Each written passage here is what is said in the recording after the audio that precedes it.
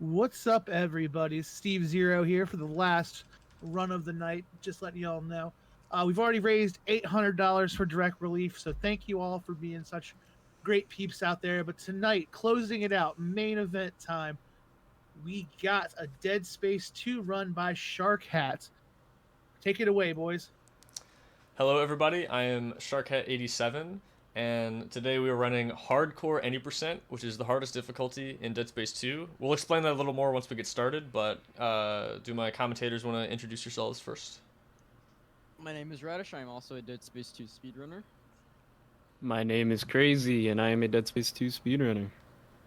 Awesome. Alright, well, we're going to go ahead and get started here. There's a little bit of time to explain things right at the beginning.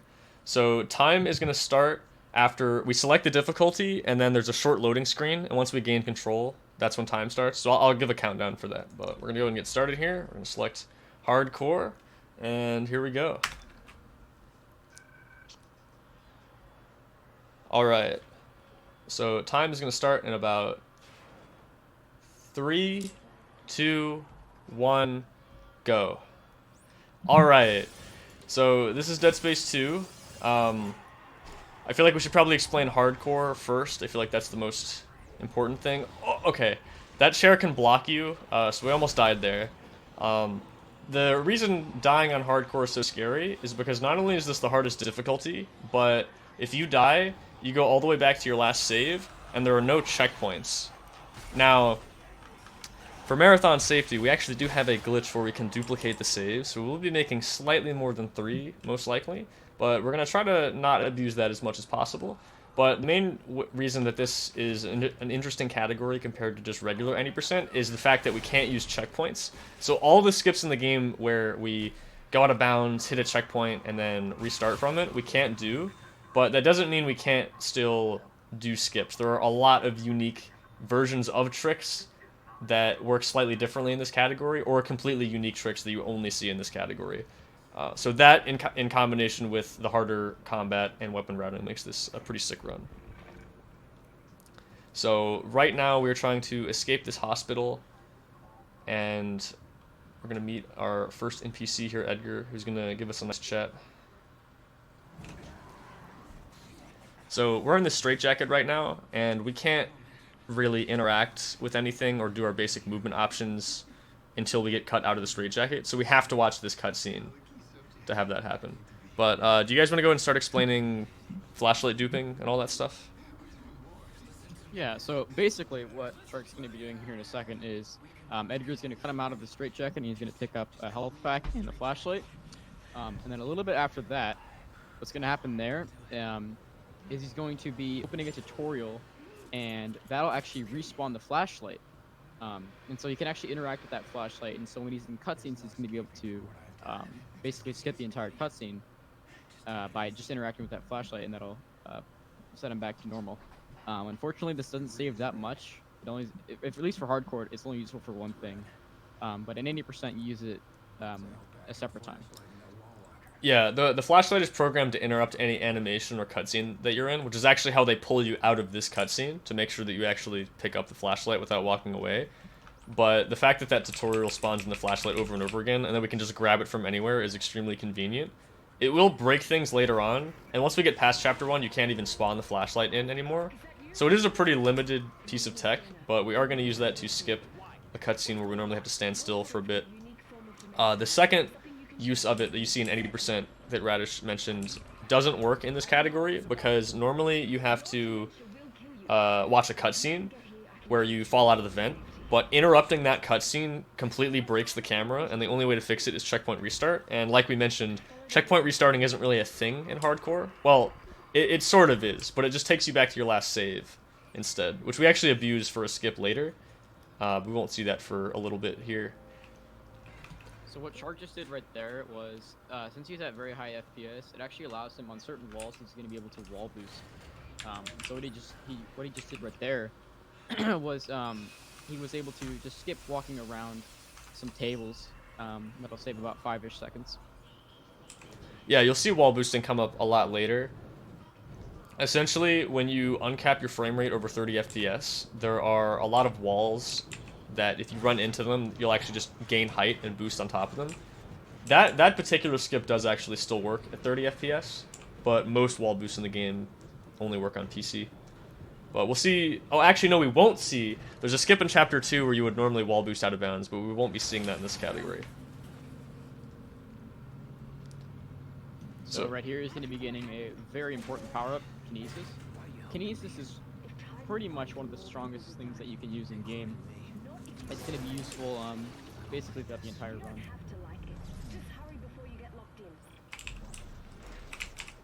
Okay, nice. Alright, that's fine.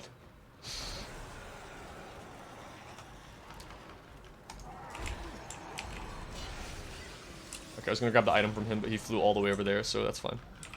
He literally flew all over. Yeah. So normally in any percent, there's a skip here called Quarantine Skip, which is widely regarded to be by far the hardest skip in the entire game.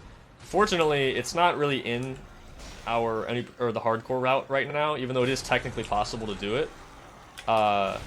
Even if it was, I probably wouldn't do it for the marathon anyway, just because if you miss the trick, you fall out of bounds and die.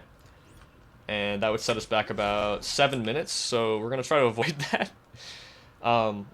I have some backup saves that I prepared today, just in case. Hopefully we won't need to use any of them, but they're just in specific parts of the game where if I die somewhere, I might lose like 20 minutes. So instead of doing that, we might, you know, reload from the save. Like I said, we're going to try not to do that, and we're going to try to use as little saves as possible. But all that stuff is just for marathon safety, because a lot can go wrong in this category. But that's part of what makes it so exciting, I think, and why it's one of my favorite categories to run. Like, just for example, it's really easy to get either 1 or 2 shotted in this category. And so when that happens, if you don't have any backup saves, that can set you back a lot. So it's very good that he's prepared to save the save. Because hardcore is one of the hardest categories. It's very difficult to just get a straight, clean run through. So I'd say probably the hardest category, to be honest. nah, dude, glitchless New Game Plus. You're right. My bad. The store unlocks on a timer, so we just gotta wait for it here.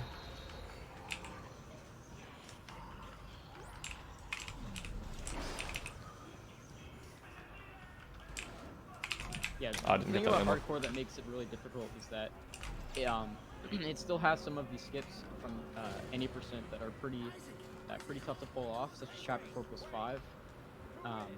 But it also has the combat difficulty aspects, in which it's really easy to die and it's really hard to kill enemies. Yeah, This category is also unique because we had to find different ways to be able to skip certain parts of the game without having to checkpoint restart, which is a lot of the skips in any percent, but we've been able to work around and find ways in hardcore to do it without having to checkpoint restart. yeah. I think when we first started looking for any percent skips, a lot of it was just, oh, this skip happens to work in hardcore. That's kind of cool. But now we've actually entered an era where we actually look for things that can work in hardcore exclusively. So it's really helped the run become a lot more interesting. What? Were you saying something, Raj? Alright, so we're coming up to our second power-up of the game, which is going to be Stasis, and that is going to allow us to slow enemies down, which is useful for... I was going to say puzzles, but I think we skip all those puzzles. It's very good for combat, though, like we're going to see right here. I'm actually going to use it to just completely ignore this guy. Sorry, I got cut out there. Oh, you're I was gonna fine. say that the main reason, or the main way that he's going to be killing these necromorphs is by taking an arm off with one shot. Unless it's an enhanced necro, which we'll see later. He's going to be taking an arm off and then kinesising that arm and then shooting it back at them, which is going to be very efficient to kill these necromorphs and waste as little ammo as possible. We did not crash the game also, which is nice. If you don't kill that enemy in there, or actually, that's one reason why we think it happens. We're not 100% sure. If you don't do quarantine skip, there's a chance your game can crash there. It did not, so that's very nice. It has only happened to 3 people, and all 3 of those people are right here. Me, Crazy, and Sharkhat. Yeah, it's pretty strange. It I was- think it has something to do with how the game loads. Like you hit a load trigger and the game doesn't like it, and sometimes it just crashes. But Yeah, like, it's strange that the top 3 runners are the only ones that have ever gotten it.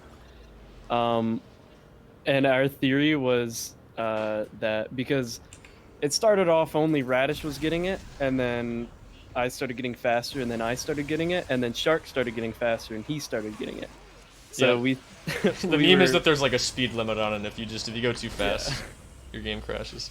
I don't know if that's like, it is kind of a meme. We're not really sure exactly why, but that is because I be think Ted would surprised. get it too, wouldn't he? that's true. I think yeah. Who did? I think Ted's gotten it Ted. before. So we're buying a suit here. This is actually the first of 2 suits we're going to be buying in this run. In normal any percent, you would only buy this suit just to get past this locked door right here, because it doesn't unlock unless you actually buy a suit or switch your suit. But later in Chapter 7, we're actually going to be buying the security suit to upgrade our armor and inventory, which is going to be really helpful, because there are a lot of enemies in the later game that can straight up just one-shot you, even with the security suit and the health upgrades that we're about to get in Chapter 2. But it helps a lot. So another thing that's different about normal any percent, you might have noticed, is we're actually picking up a couple power nodes in Chapter 1. And that's because at the very beginning of Chapter 2, when we get to the first bench, we're going to be upgrading our health twice, because it only costs 3 nodes to do so, and you can get 3 nodes pretty fast in Chapter 1. Alright, so this is normally, the hardest boss fight in the game as well. This is actually a pretty tough boss fight on hardcore. Normally in any percent, each of his arms only takes 3 shots, but on hardcore, each of them takes 10. So he has to really be accurate and make sure he doesn't take a lot of shots. And he also has to play it safe, stay the same, and try not to get hit. He's also going to be grabbing the semiconductor. Yeah, we want that semiconductor for weapon routing purposes, so we can actually afford the weapons we need coming up pretty soon. And so, yeah, we have to wait for that animation to play out before the semiconductor appears, so I was just taking that time to grab some more ammo. In regular any percent, which is on casual, you get 9 plasma cutter drops, or rounds per drop, but in this category, we only get 3. So our ammo is going to be pretty tight for a lot of the game. Such as the line gun and the detonator, you actually only get 1. So it makes it really tough. Alright, so this is our only bench visit of the run. We used to upgrade the contact beam too, but we figured out a way to get around that. Alright, and that's all we're going to see of the bench for the whole run. Yeah, upgrading his health helps a lot with not getting one shot too much. And it also just makes the run a lot safer. Picking up that stasis pack. There we go. Wanted to make sure I got that. Stasis is Kuno, we did not hear the ad, if you were talking to us. Sorry, I think I cut you off, Radish. What were you saying? well, I was just saying that stasis is probably one of the more important aspects of hardcore because it's really important to slow down enemies when they might be charging you or something like that. Yeah, there's a lot of places later in the game where we never upgrade the damage on our guns, so we just don't have enough ammo or firepower to kill everything.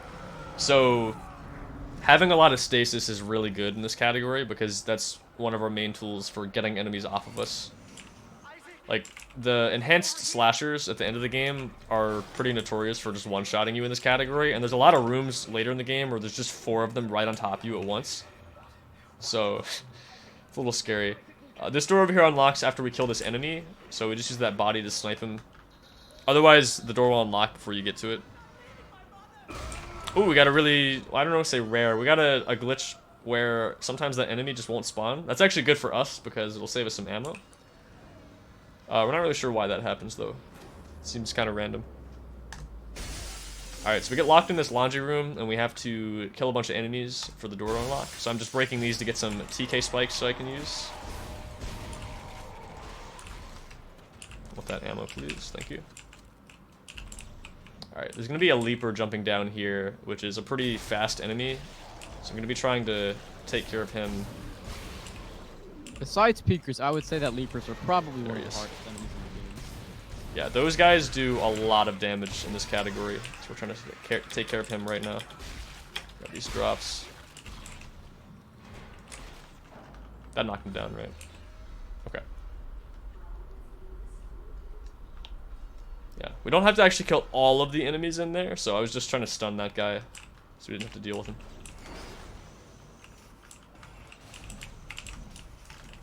almost got that med pack. Or maybe I did. I might have gotten it through the wall, I'm not sure. If you do it fast enough, you're able to actually grab things through walls in this game. I'm not sure if I got it or not, but that's alright.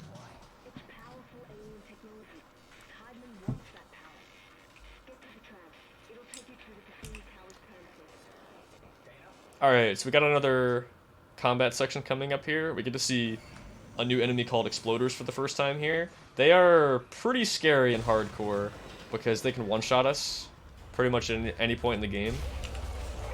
So we're going to be trying to take care of them from a distance for the most part. I believe even on casual they can one-shot you, can't they? Yeah, it's pretty rare. They can. They still can. Oh, there we go. Okay. He was getting a little close there. Yeah, the range of these things is a lot more than you might expect. Yeah. And it can be really deadly when he just sneaks up right next to you. Yeah. That last exploder in that vent there has a little bit more health until he actually finishes his animation jumping out of the vent. But that explosive sack is enough to just one-shot him. Oops. So what he's going to be doing here is he's going to be killing this infector as fast as possible. He figured out that the sooner that you kill the infector, the sooner that this train or the door to the train opens. So just letting the animation play out and letting the guy infect him is a lot slower than just killing him straight up. Yeah, I was trying to hit him in the wing there because we didn't really explain this, but if you haven't seen this game before, this game's combat revolves around dismemberment rather than headshots or body shots. So pretty much anything will do more damage if you hit the enemies in the limbs instead of the body. So I was trying to hit him straight in the arm because on hardcore, if you hit him in the body, he won't die in one shot. But if you hit him in the wing, he will. So that's what I was going for there.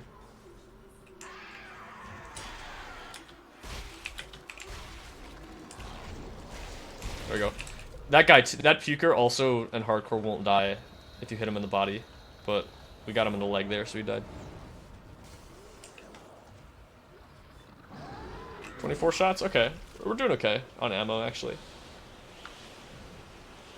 I mentioned earlier that we needed enough money to buy some weapons, and that's coming up after this train sequence is over, and we get to Chapter 3. We're going to be buying the line gun and the pulse rifle.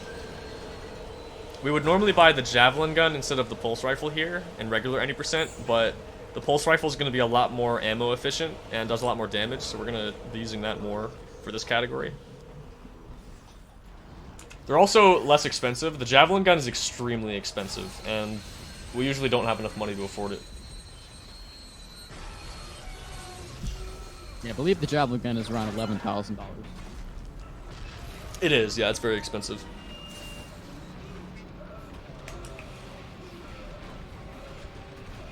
These guys can't actually hit you, by the way. They don't have to actually shoot them.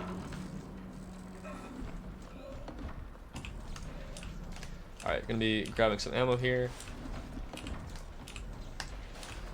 The game has given us some struggle mechanics in terms of our aim, so our character's gonna bounce up and down even while we're not moving. So it's gonna make aiming a little bit harder here.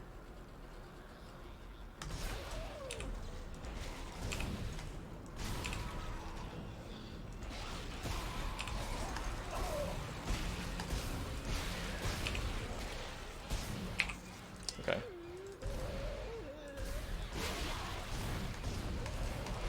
Okay. That was a bit sketch, but we didn't die, so we're good.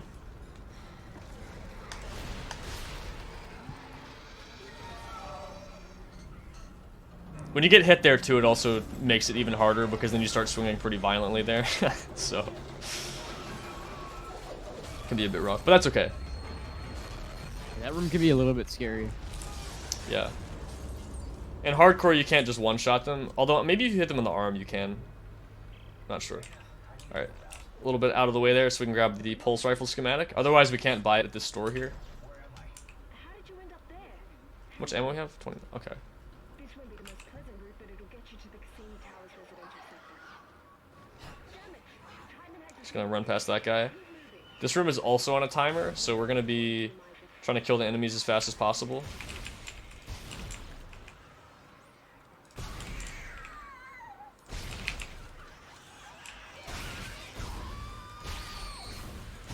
think I have enough ammo to just shoot all of them. Yeah, 30 is a lot, and plus you got more ammo from those ones that you killed.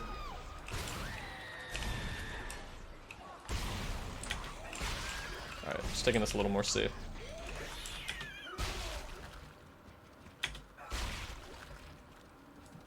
So the main goal of these rooms isn't really to do it fast. It's more to be safe, conserve ammo, and gain ammo at the end of it. Like, you'll see that he gets a lot of these plasma cutter drops, and that's good because he probably gained more than he used, which is the goal when it comes to these rooms of hardcore, is to gain ammo and stay alive.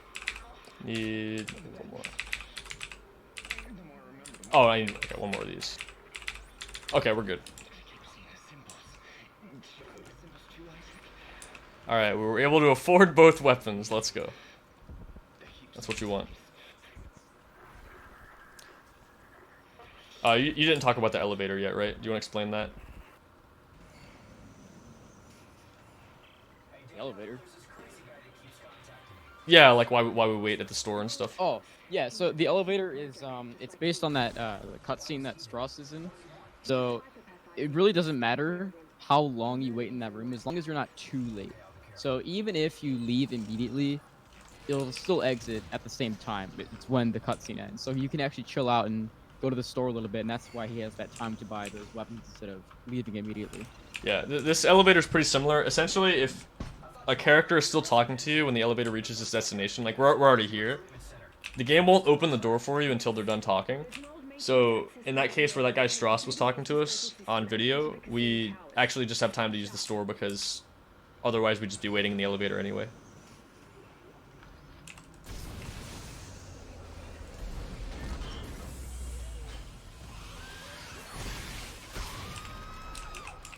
Ooh, I actually want that. Okay. Another thing here is that he shot that glass immediately, and he also shot the hatch that brings it up immediately. And that's because the sooner that you shoot those, the sooner that this vent opens. So. Yeah, I'm pretty sure you can get it to unlock without doing that, but it's a lot slower.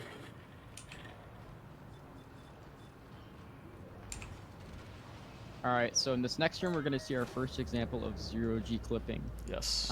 Which is basically, if you move, in zero-G, if you move Isaac up and down while you meet, like in an area where geometry meets, there's a pretty good chance that he will basically just clip out of bounds. So he's going to be doing that to skip having to hit the panel and then fly all the way down that long tunnel. He's going to be clipping out of bounds in a door frame, and that'll allow him to go out of bounds and then reach the door at the very end instead of walking all the way around. Yes, and normally we would just hit a checkpoint and restart. I don't know if you mentioned that, but we cannot do that. So we're going to have to open the door and load it around us. So I'm going to be pretty slow here going around this corner, just to be extra careful. Okay, we got it. Let's go. Very nice. Okay, so that saves about 17 seconds. That load, like, while it is a little bit slower if you hit the door and load it in, it's not that much slower. So it's still worth to go for in categories like this where you can't check when restart. Yeah, I just had to be careful going around that corner there because the zero-G area ends not too far away from where that door is. So if you go too far away, you'll just fall out. And we can't interact with the door while we're still in zero-G, so we have to get it like as we're falling out and land back in bounds. So it's a little sketch, but we got it. We're gonna meet up with Nicole here. We didn't really explain this in the beginning, but Isaac had contact with this alien artifact called the Marker, and that is what's creating this outbreak of all these alien zombie creatures called necromorphs, and these hallucinations we're having is sort of the Marker's way of communicating with us. So we're gonna be seeing Nicole a little bit. We're also gonna skip some of her cutscenes as well. That chair just flew up there for no reason. That's cool. You're almost here. Hurry. Have that ammo here. Alright, we got another fight coming up to unlock this door down here. It's a bit random which enemies we get. So hopefully we get exploders. Yeah, exploders spawn faster and they're way easier to kill in terms of ammo. So he wants primarily exploders for this fight. He got one. Oh, he got a second puker, which isn't the best. That was actually a pretty good pattern, though. Yeah. So 2 pukers is a pretty good pattern.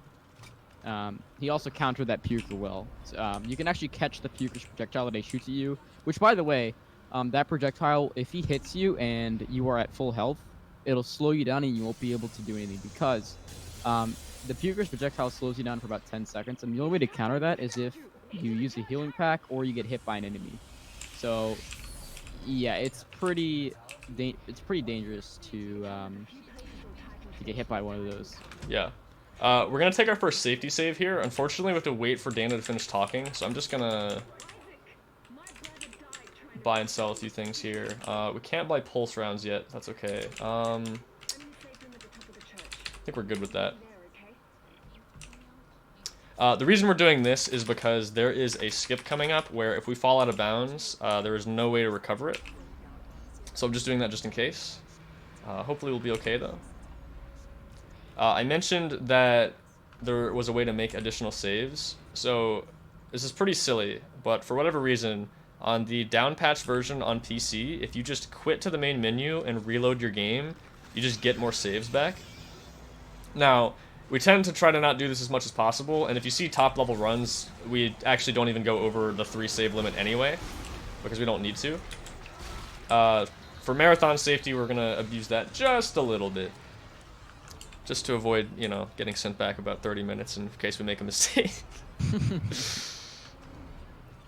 I'm also going to do this method of this. There are these fuses on the other side of these locked doors in this chapter that are normally meant for backtracking, but we're going to use that to sequence break the chapter instead to get to this room a little bit earlier. And then we're going to be using this table to clip through the floor. You guys want to explain floor clipping? Yeah, so basically, at really high FPS, when you stand on top of a table and the floor is thin enough, sometimes it'll basically just put you straight through the floor. Also, soft lock? Posture? Nope, we're good. Extremely sketch though. Yeah. Did you see that? Yeah, I saw that. That was sketch. So we got it. what he's going to be doing here is he's going to be using that table. He's going to be doing a bit of a lineup to get on top of it and then clip through the floor. And then he's going to be running all the way up the Basila. Heading over to to the top of this door here. He's going to be doing a lineup, and he's actually going to be able to hit a load trigger. So pause buffering, basically, when you pause, the game is still loading around you. So when you hit a load trigger and you pause, the game will still load in. So we found out that that load trigger basically loads in Chapter 5, where he's at right now. And so that skips a big portion of Chapter 4 and 5. Yeah, this is a pretty linear game. And even though it's, like, with Dead Space 1, as you saw before, each level is its own map. So there's no way to skip from one chapter to the other. In this game we can, because the game is all one big map. The limiting factor there is just, is the next chapter loaded or not? And it turns out, since 4 and 5 are in one chunk, we can actually just skip from the middle of 4 to the end of 5, which is pretty nice. Yeah, this is another reason why Pulse Rifle is very, very useful. It's this pack fight right here. Basically, since the Pulse Rifle has so much ammo, and the pack is really, really weak, like it literally only takes 1 shot to kill them. Pulse Rifle is very, very useful for this room, especially on hardcore. So. I'm gonna grab as much ammo as possible here. Okay. Got this med kit too. Can just run past this guy, he can't actually hit us. And thanks, Peachy. Yes, that trick is pretty difficult. So glad we got that one first try. It was a little scary there. It looked like we might have been stuck on the floor, but we're good.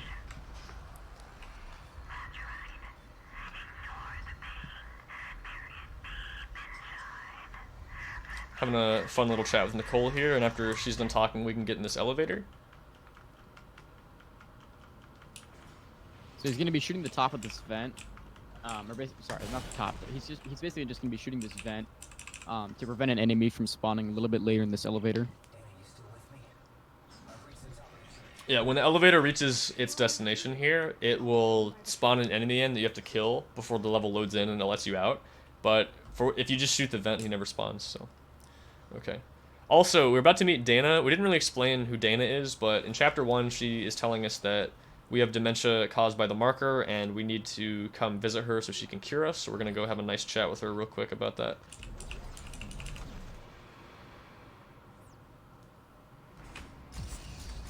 Alright, so it turns out she betrayed us. And she's actually a unitologist, which is a religious cult in this this universe who want to build markers and purposely turn people into necromorphs, which obviously we don't want to do.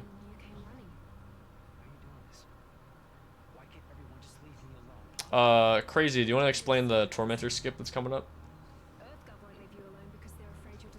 So, what Shark is about to do after this cutscene, there's going to be a boss called the Tormentor, and the first phase you can't do anything. It's basically an auto-scroller. And then the second phase, what you can do is a gunship comes and will shoot the glass in front of you, and you'll be sucked out into 0G. And you'll have to shoot these canisters. Now, what Shark actually found out was those canisters are loaded when the ship first loads in, which is when the Tormentor first appears, I believe, right? Yeah. Yeah. So, right when the ship comes, you can just shoot the canisters before you actually get into the part where you have to shoot the canisters usually, which saves about, what, 23 seconds, right? Yeah, it's about 20-23 depending on how fast your setup is, yeah. It's a really sick trick. It works in every category as well, which is really nice. And it looks very cool. It is very cool. Hopefully we can get it. If not, it's not a huge deal, but let's see if we can. Yeah, the skip's commonly referred to as Tormentor Phase 2 skip because we still have to fight the Tormentor here. Well, fight is sort of generous. You pretty much just shoot these yellow spots 4 times. It's almost entirely scripted. You don't really have to do anything. One important thing to note is that at each one of these, the game actually refills your entire clip for whatever gun you're holding.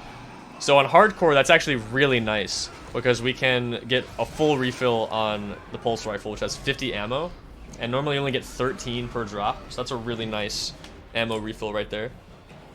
I'm gonna stasis this guy just in case, but we shouldn't need that. All right, so I'm gonna do a lineup here.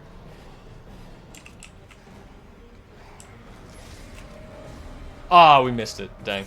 That sucks. A little bit to the left, wasn't it? I think that was a little far right. I'm honestly not sure. I might have shot it too late, actually.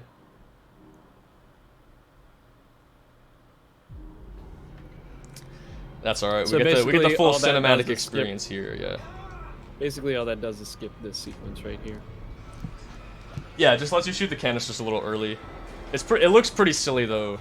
And it's kind of funny to think about that they just stuck the end level trigger on those things, and they're active before you're actually supposed to shoot them. Alright, so that is all of early game. We are now in mid game. Mid game is probably the hardest part of this entire. Actually, I don't know about hardcore, but for any person at least, mid game is definitely the hardest part of the run. Yes, mid game has the hardest tricks overall. In hardcore, the tricks are actually a little easier, but the combat is very scary. So it's a bit more balanced, I would say. Or it balances itself out, rather. Chapter 10 is probably the hardest universally in the game. Yeah, like in Chapter 10, we don't do... In any percent, it's hard because you've got 4 really intense skips back-to-back that you've got to try to do as quickly as possible. In hardcore, we don't do as many of those, but the combat is just so much harder that you're trying not to get one shot constantly, pretty much. Radish, you want to explain this elevator skip we're about to do? Yeah, for sure. So,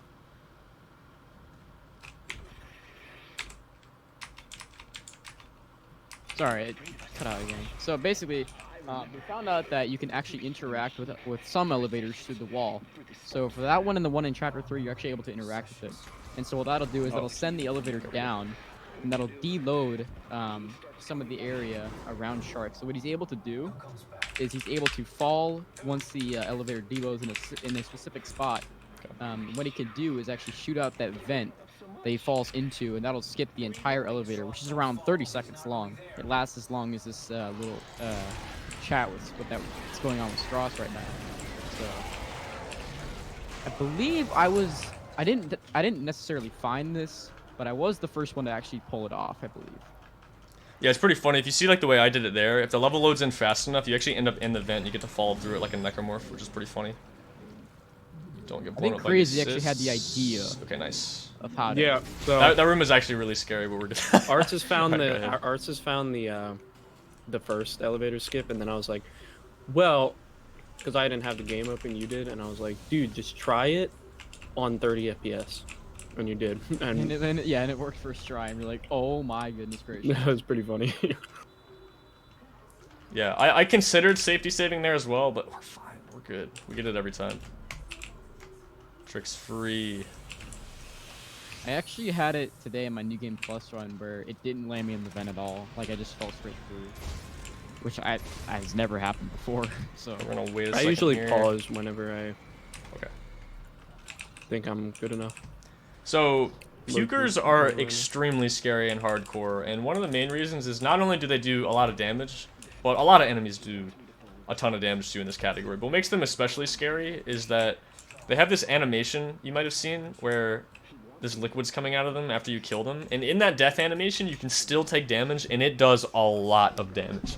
So it is a little faster to get into this elevator and call it and then kill this guy, but there's not a lot of room to dodge. So if it just happens to go, if you just get unlucky and it like goes towards you, you can straight up just die here. So, trying to avoid that. Hey, can I get cut in with a donation real quick? Go for it. We have Disc Golfer 123. He's been in chat saying, "Whoa, plot twist, WTF, Dana?" earlier. But with this, he says, "For $30, thank you so much, Disc Golfer. Let's go, Shark. Excited to see some clean skips and many severed limbs." Awesome. Thank you so much, Disc Golfer. He's Thank you so actually much, Very dude. active in the Discord and stuff. Yeah, thank you so much, dude. Which rounds out our total so far to $830. That's fantastic. Thank you so much, everybody. Let's try. I know we're already almost about triple our original goal, more than double. But yeah, we're helping out a great cause in direct relief, helping with COVID-19 relief for everybody. So thank you so much, everybody. And yeah, back to Shark. Thank you so much.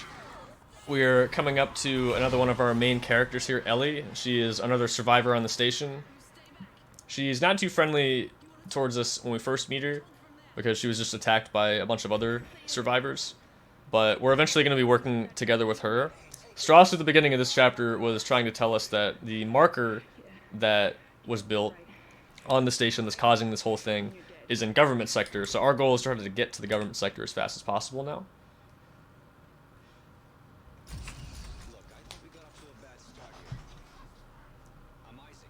And even though Ellie doesn't seem too interested in working with us, we're going to be working with her pretty soon here. Won't take too long for us to meet up with her again. What do you think we were trying to do? Hey, I can help you. I didn't double check how many health packs I have, but I think I have 4 or 5, so I think we'll be good for this next section here. It's not a chance, Isaac. There's going to be a hallway coming up where we're going to be trying to just avoid dealing with any of the enemies and trying to dodge them, but depending on the patterns they give us, we can just get hit a couple times, so we'll just have to be a little bit careful. Hopefully we get a good pattern. We shouldn't get one shot, so I think we'll be okay. I'm trying not to stay at full health, though, because there is a puker that can snipe us from all the way down a hallway, and we'll get slowed movement if that happens. We're going to try to avoid that. So dodge these assists, because they can one-shot us as well. This guy sometimes charges us. Dodge a him. good counter to that is you can just turn around and grab it and then shoot it away from you. Yeah. Alright, really good pattern in that room. That was nice. And we didn't get sniped. Awesome. That's pretty much the perfect pattern right there. Well, the one enemy was got a little close to me. So I had to kind of run around him, but that wasn't a big deal.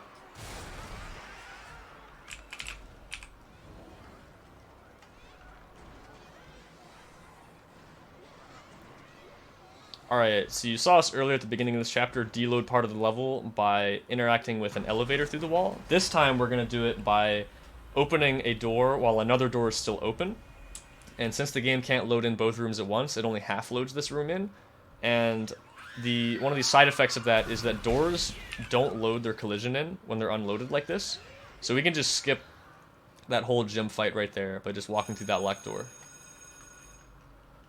And load the level in by opening that door, and we're back in bounds.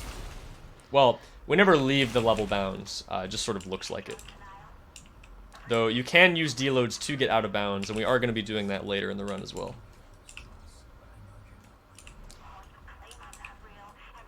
That whole deload tech is less than a year old, and it's already pretty much destroyed this game. There's just so much you can do with it, so many different ways to deload the game, to walk through doors, get out of bounds and hit checkpoints, which is pretty big because for the longest time, the only way to really get out of bounds in this game was to get into 0G. And in 0G, you can get out of bounds anywhere, in any 0G area. But otherwise, for the longest time, we didn't really have any way to get out of bounds at all. And now there's floor clipping.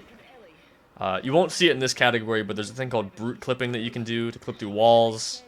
You got deloads to get out of bounds. And in that case, you can pretty much just control the level geometry and bend it to your will, which is pretty cool. That was a semi-successful timeout. Yeah, I think so. I sort of looked away from her after I got it, but it stayed up there for a little bit. Which indeed does bless the run. It's a good point. I think the only way we knew how to get out of bounds was the Chapter 2 wall boost. Before we knew about the other stuff. That's true, yeah. We didn't see it there because there's no way to actually do that skip without having to reload from a checkpoint. But that is a good point. Yeah, that gets you out of bounds as well. But that's a pretty rare instance in this game. As broken as this game may look, especially in any percent nowadays in some of those chapters, this game is actually pretty hard to break, and it's a pretty solid game overall. Like you don't just randomly fall through stuff. You can't jump, so it's pretty hard to get around stuff like that, but we've definitely found a few ways to get around some of those things. Oh, my inventory's full? Interesting. Oh, I have a lot of health packs. I'm actually going to use one. That bodes well, I think. We're going to be purchasing our second suit once we get to Chapter 7 here shortly, so we definitely want to make sure we have enough money. So it seems like we're doing pretty good on that. Let's see what we got. Oh, you know what? I'm actually going to need 2 free spots here, so I'm going to use that, and I'm going to... Oh, you know what? I'm going to use the line gun here, so it'll be okay. So besides picking up money or other drops, the main way that we acquire money in this category is by picking up these objects called semiconductors. So we're going to pick one up from killing this enemy and then another enemy in the next room, and those are going to be pretty important, otherwise we wouldn't really be able to afford these weapons. Also, this is the main villain of the game, Tideman. He's trying to shut off the power to kill us because he doesn't want us to destroy the marker. Gonna lay these mines down here to kill this enemy. This is a boss fight. And there it goes. I was spamming kinesis there because sometimes that semiconductor can just fly away and you can't get it. And I didn't want that to happen. Why did Tideman turn off the power? What did you do to piss him off so much? You know what a marker is? Yeah. Alright, just gotta wait for her to finish talking to open this door here. Shut up about it. Why is it real? Yeah, it's real. Tideman made one using codes, patterns stored in our heads, mine and Strauss. So they've got everything reloaded, right? Happening on this station is Yeah. happening because of that marker. I have to get to it and destroy it, and I need Strauss to tell me how. You're a strange man, Isaac.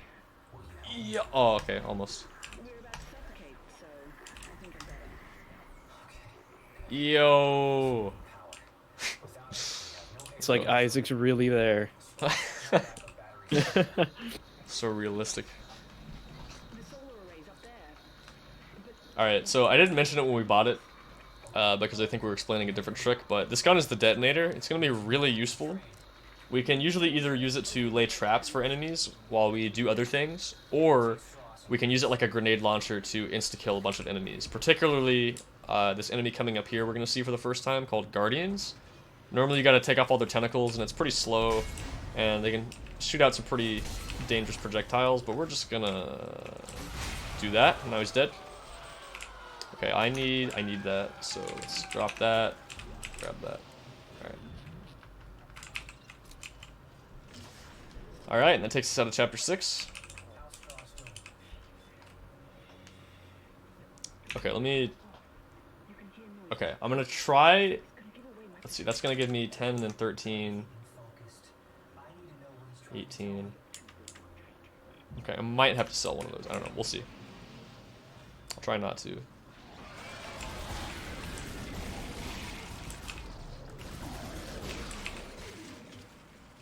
Wait, there's not money down there, is there? It's not, okay.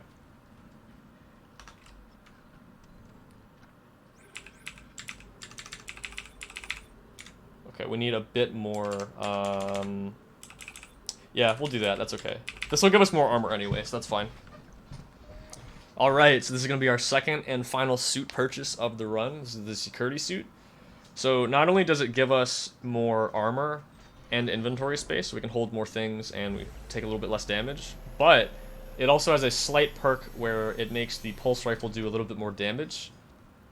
It's not really a huge deal, and that's not really the reason we get it, but it is a nice perk since we happen to be running with the pulse rifle. One of the main reasons we're buying it now in this run is because there's a pretty scary section coming up here where there's a bunch of enemies that can do a lot of damage to us. And generally there's going to be a lot more difficult enemies from this point on, so it's just nice to have. So this, with the 2 health upgrades, just decreases our chances of just randomly getting killed in one shot by a lot of enemies.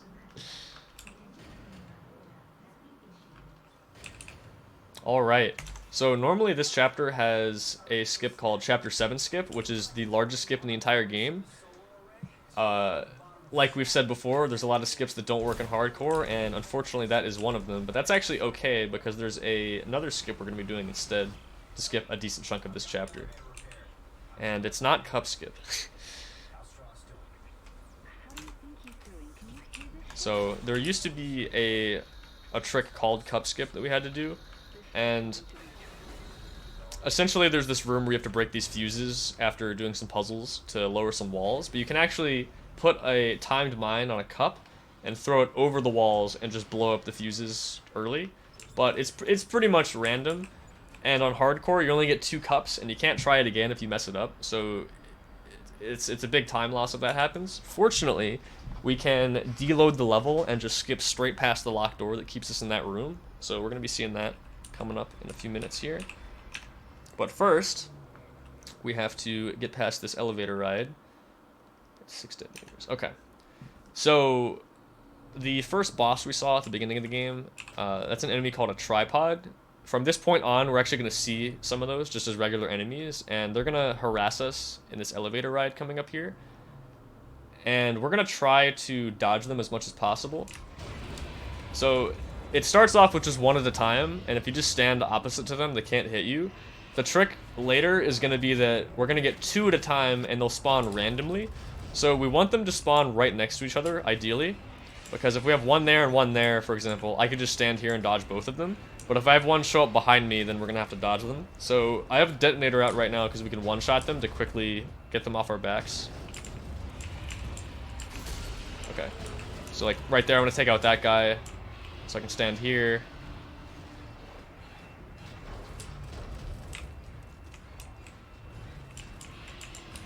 Okay.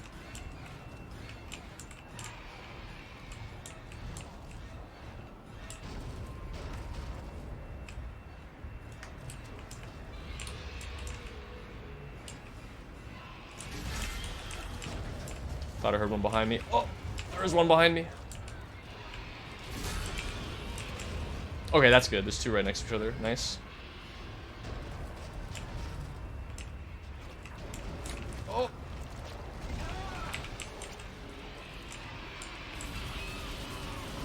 Almost there. Come on. Any second now. Okay, we're good. Alright, we made it. I'll use that now, yeah. We're gonna get another one in a second here. And we're actually coming up to our second safety save anyway, so even if we die horribly, we will be able to try again.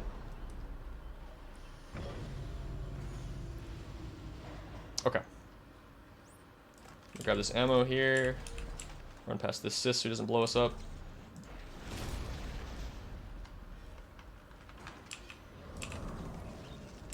Alright, we gotta grab this guy, throw him in front of this sensor here to unlock this door. And we're gonna do another little safety save here. Okay. So I mentioned there was that deload coming up. That is coming up in this next room right here. Crazy, you want to explain a little bit about this room, what I'm going to be doing with the hack panel and all that stuff? Yeah. So basically what Shark's going to be doing here is he's going to kill that enemy, and he's going to be able to shoot the window, and that'll basically make it so he will do the decompression and it won't grab him, and he can do this hack panel while the decompression is happening. Are you going to be doing Cup Skip Skip? Yes. So with Cup Skip Skip, it's called Cup Skip Skip because it skips a skip that we used to do called Cup Skip, which is very random. Precision. and- Take these guys. Okay, hold on. Okay. Sorry, go ahead. Oh my god. So basically, he needs to kite an enemy in front of a door. Yep. To keep it open so he can deload the room. And what this does is it skips a very random and annoying trick that we used to do called Cup Skip. And basically, instead of doing Cup Skip, which is you put a mine on a cup and you shoot it into what are they called? Like the You shoot it over the walls fuses? to try to break some fuses, yeah. Yeah, you shoot the fuses and it unlocks the door. But we can just walk straight through the locked door. Yeah. The reason I while it's reloaded there deloaded. is because you need to use that specific slasher. Because... Oh, okay. Hopefully that doesn't kill him. Yeah, you need that slasher to hold the door open so we can get the deload. He may die here. If he does, that's okay. That's why I took the safety save. Come on, buddy. Alright, please don't die. Nice. Okay. So, the reason we need that specific enemy is because these other enemies are... I think they're glitched, actually, is our guess. These guys here, they... Oh, I don't have stasis? Okay, that's fine. That's fine, it's fine, it's fine. Okay. So, they actually cannot take damage on their legs. We call them the leg armor slashers. So, you need to take off the legs of that slasher for that trick to work, and that's the only one in that room that doesn't have leg armor. So if he dies, you have to reload. So that's why we took the safety save there. And I didn't take out those baby enemies at the beginning, so I was trying to very carefully snipe them and headshot them so they wouldn't blow up, but I missed one of them, so the guy died, so we had to reload. Oh, didn't have stasis. We're good. We usually have at least one shot of stasis there, but that's alright. Grab this ammo. This is a room where Cup Skip usually would be done. But, Yeah, you can see the we'll just fuses walk down straight there. through this door. Yeah. Yeah, it's a really sick skip. This actually also works in a category called No Out of Bounds as well, which is pretty cool. Fortunately, the only category that Cup Skip is actually in is glitchless. It's been skipped in every single other category in the game, which is very nice.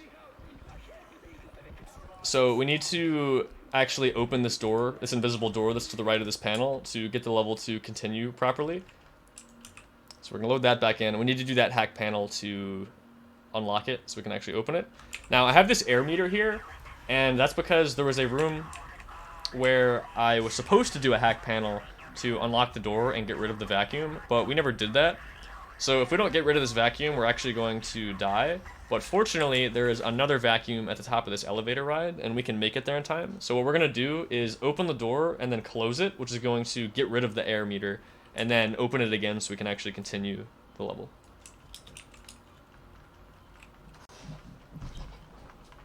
And that skips pretty much the whole solar array section.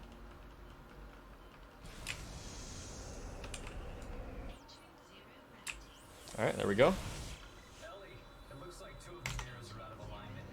Alright, so this is the thing we came up here to do. So Tideman turned off the power, so we're going to realign these solar panels to get it working again.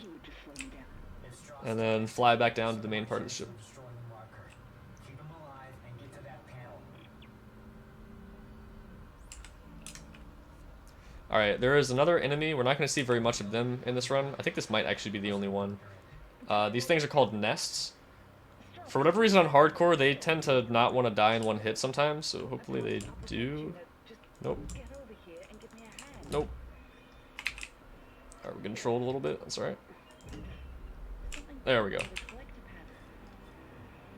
Sometimes they die in one shot, sometimes it takes 6. I can't explain it. I think it might have to do whether the little grenade actually hits the yellow weak spots or the body, but I'm not 100% sure about that.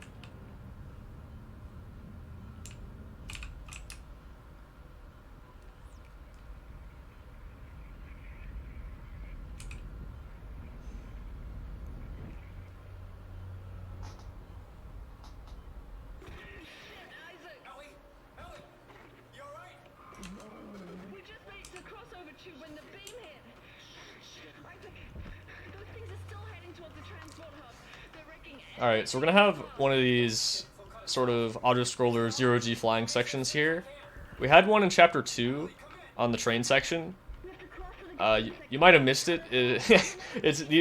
They're not very involved. Dead Space 3 actually has somewhat challenging sections like this where you have to actually dodge and shoot things. We do still have to dodge a couple obstacles here, and we will die if we hit them, but they're not too bad. It's pretty much just hold left, hold right, go back and forth, etc.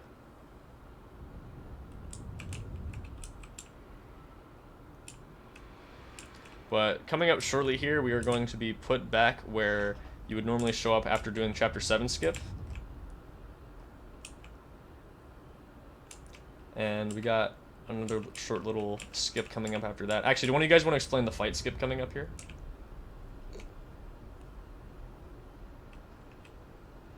So basically, the fight skip is you walk into the room where the fight usually is, but instead of going all the way into it, you can kite on the side and then go back into the door where you came, and it will trigger the fight, but you won't have to do it really. Yeah. And all the enemies will still spawn, but you'll be on the other side of the door. Yeah, you're normally supposed to get locked in there, but the real advantage of this is that we can use the store because, well, I mentioned it was a fight, but it's really an auto-scroller, and Ellie's trying to unlock a door for us. And so we just have to wait until she does that, and it takes the same amount of time each run. So instead of trying to run around in circles to just dodge all the enemies, we can just chill in here and use the store for a bit. We won't really have too much to use here. Let me just see. I would like to have another stasis pack by this point, but that's okay.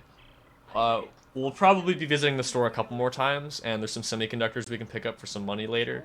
I'm thinking our health is actually okay. It would be nice to have maybe 1 or 2 more health packs, but that's fine. I'm actually gonna buy some of that ammo. At this point, and actually, I'm probably gonna just do that. I honestly could probably get rid of all the plasma cutter ammo. At this point in the game, we're not gonna be using plasma cutters that much anymore, because it honestly does not, it just really doesn't do that much damage anymore. So pulse rifle is going to be a lot better. So when I go to the store in the future here, you're going to be seeing me buy a lot of pulse rifle ammo. The line gun's kind of useful too, but the rate of fire is just so slow, and it doesn't one-shot a lot of the enemies in late game. So you'll see me in some fights probably start with that and then switch to pulse rifle to be able to fire more quickly after that, but you're not going to see me firing it repeatedly over and over again, most likely. Knock that guy down, grab some of these drops. Nice. Alright, and that's Chapter 7. Alright, so after this cutscene, we're heading into Chapters 8 and 9, which are all loaded in one big chunk, kind of like Chapters 4 and 5, and these chapters are probably some of the most broken chapters in the game. I was right here this morning. The route you're going to be seeing us do is entirely different. This is where you're going to start seeing a bunch of tricks that And before I knew it, you only see in this category. You don't see them in any other category.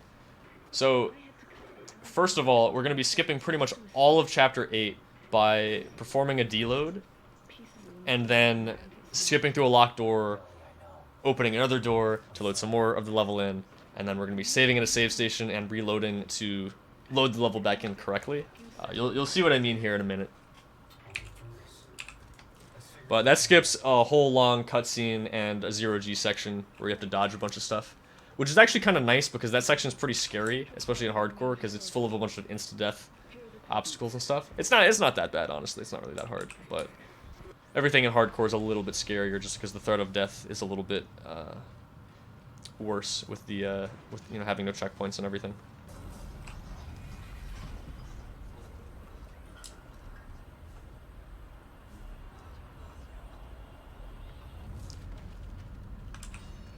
Alright, so I'm going to be laying down a mine here, hopefully to take care of one of these enemies. And then do pretty much exactly what I mentioned earlier, where we're going to switch to line gun, hit this guy, switch to pulse rifle after that. Oh, that's not pulse rifle, that works too.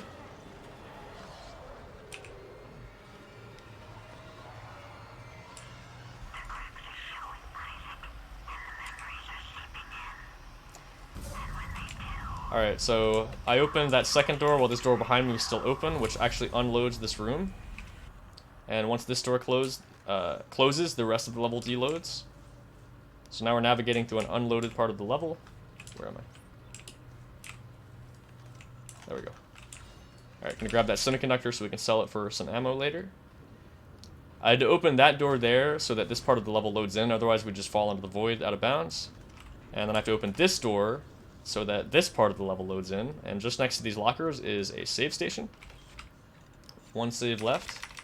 So we're going to save, quit to the menu, and then continue from that save. And what that's going to do is not only is it going to reload the level in so we can proceed, but that's actually going to refresh my save. So we now have 3 more saves that we can use.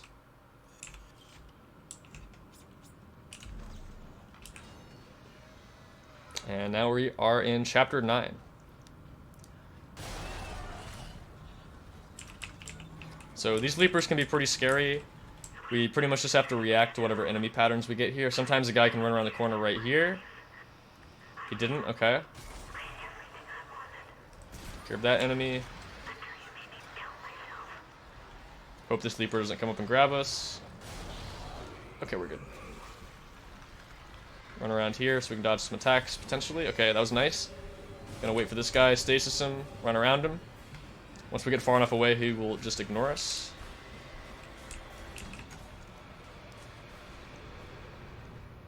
Alright, there's going to be an exploder and an enhanced slasher in here.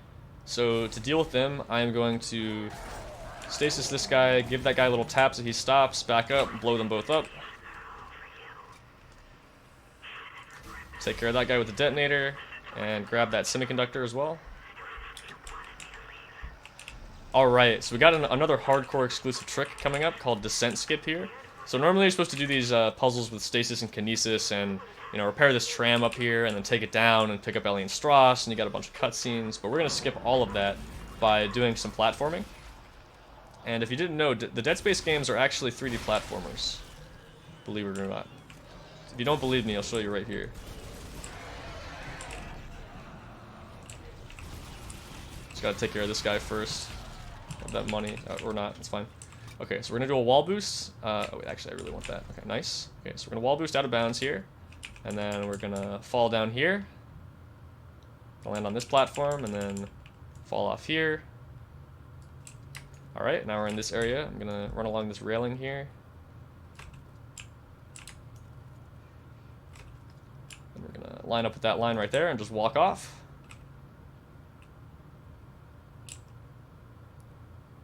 And there we go.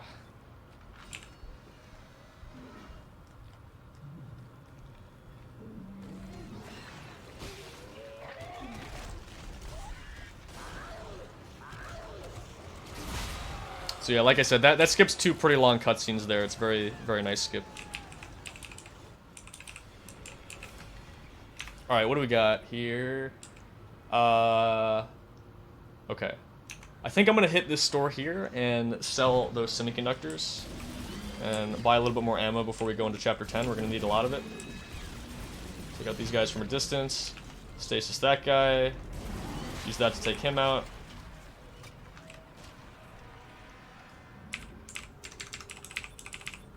Okay, so we need...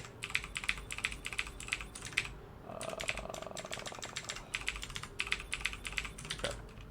Just buy as much of that as possible. We're going to need as many health packs and pulse rounds as we can get. That's actually a good amount of ammo, so I think we'll be okay. Do one of you guys want to explain these explosive canisters here and the whole like elevator skip? Nitrogen trichloride. Those explode if they overheat. That worked. We're moving again. We'll wait. Alright, so we're going to wall boost out of that elevator there to skip having to ride it all the way down. And then we're going to use these canisters to blow up this. Now here's our friendly tripod friend from the beginning of the game. I'm going to try to dodge his attack right there. And take off one of his arms. Okay. So this guy's kind of a pushover and casual because these explosive canister things here only take 2 or 3 shots. But in hardcore they take a lot more. And this guy can one-shot us without upgrades. And even with upgrades he can do a lot of damage. So we just take off one arm so he can't do that jump attack. And just sort of kite him around the room so that he can't hit us. Alright, not bad.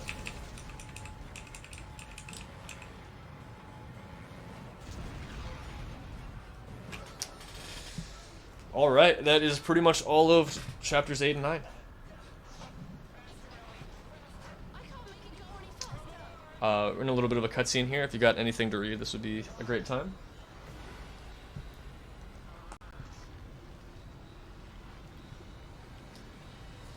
So you might be wondering why there's 2 pairs of Ellie and Strauss. There is a trigger that we hit on that elevator ride down that despawns the pair that's not used in this cutscene, but since we skipped that, we just get both of them. And the background doesn't load correctly either, so that's why it's just a black void. And when this solar beam comes down, you're going to see a really nice JPEG in the background as well. Yep, right there. So this game doesn't really have ambient light sources. So if a room isn't loaded, everything's pretty much just pitch black, which can make navigating deloaded areas a little bit hard because you can't really see anything. Fortunately, there's ways around that. The game has a built-in locator function that literally just puts a glowing blue line on the ground that shows you where to go. So that's very nice. It's not 100% though, because with a lot of skips, you're sort of circumventing the order of the objectives that you're supposed to do. So the game might be trying to tell you to go the complete opposite direction. So sometimes it's useful and you can actually use it to figure out where to go. There's a skip coming up here where it won't work, but fortunately it's not a very difficult area to navigate here. So we're going to be doing a small skip called Diagnostic Skip that bypasses having to interact with a diagnostic panel and then listen to a little bit of dialogue between Isaac and Ellie. So instead what we're going to do is open 2 doors in a certain order to get into a deloaded part of the map, use that to deload the rest of the area, and then walk straight through a locked door that normally keeps us in. Alright, missed that box, but that's okay. Alright, we're doing pretty good on ammo here. Ellie, I'm in. There should still be a computer in the flight lounge. I can check the ship's somewhere. Are you okay? You sound a little nervous. Trying to grab as much ammo as possible here on the way. Alright. Gotta move these boxes out of the way. Alright, now the level's deloaded. Wait for that door to close so we can step through here.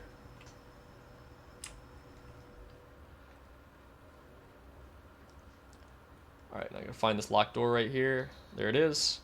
I'm gonna use this box as a visual cue to know where the rest of the hallway is here. And there we go. Walk through this door right here. Call the elevator.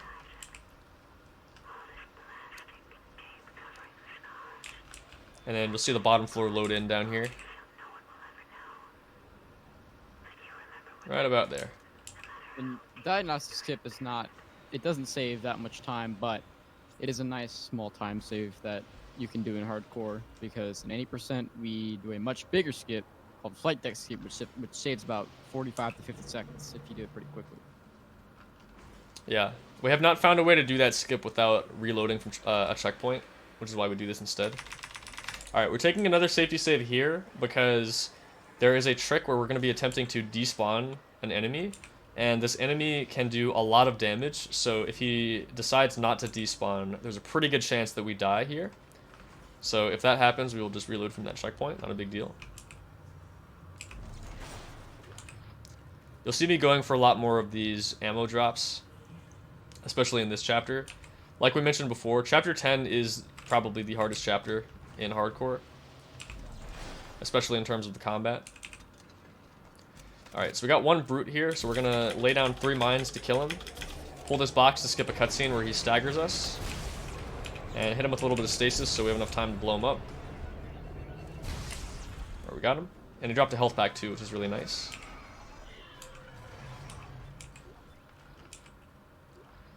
Grab that free stasis pack. Grab that ammo. Yeah, so this is a very dangerous room in hardcore. Yeah, you want to explain how the despawn works? Yeah, what so we're doing? what he's going to be doing here is he's going to be trying to despawn this brute. And so the way that he's going to be doing that is, we don't really know why this works, but if Shark Nice. runs into the corner, most of the time the brute will just despawn once he gets close enough to him. Again, we're not really sure why that happens or what causes it, but it is very nice for hardcore because that basically gets rid of the need to kill that brute. What he also did was, there were 2 enhanced necromorphs there, a lurker and a slasher. He stasis them when they were very close, and he used a detonator. You kind of noticed there that the detonator didn't really do anything to the slasher. Yeah. This is pretty. Again, I don't really know why this happens, but sometimes the detonator just won't do anything to enhance slashers, or in some cases the puker. But it almost always works on the lurker, enemies like that. Yeah. I was just checking my inventory there to see if I needed to use the store here, because we've got a lot of combat here, and there's no stores at this lower level, so I just wanted to make sure I didn't need to use that real quick. And yeah, exactly like Looney said, no, the drops are random, although I did notice today, coincidentally, I got health drops from that brute a few times. Yeah, the one I know that's for sure consistent is the one in Chapter 6 in Transport Hub. He always drops a Ruby Semiconductor. I think the one in 13 always drops a Semiconductor too, but I'm not 100% sure about that. I'm pretty sure the ones in that brute hallway always have random drops. Something like that, yeah. There's not really that many brutes in general. Yeah, 6 and 13. Yeah, I think, yeah, exactly, yeah. Alright. So there are 2 skips here that are possible in hardcore. They're not really marathon safe though, so we're not going to be going for them. But we are instead going to have a bunch of combat. So we're going to be doing our best not to die. There's always something that you should try your best not to do. Yeah, because remember, if we take a death here at all, we're going back to our safety save, which it's nice that we have the safety save, but yeah. What's up, Looney?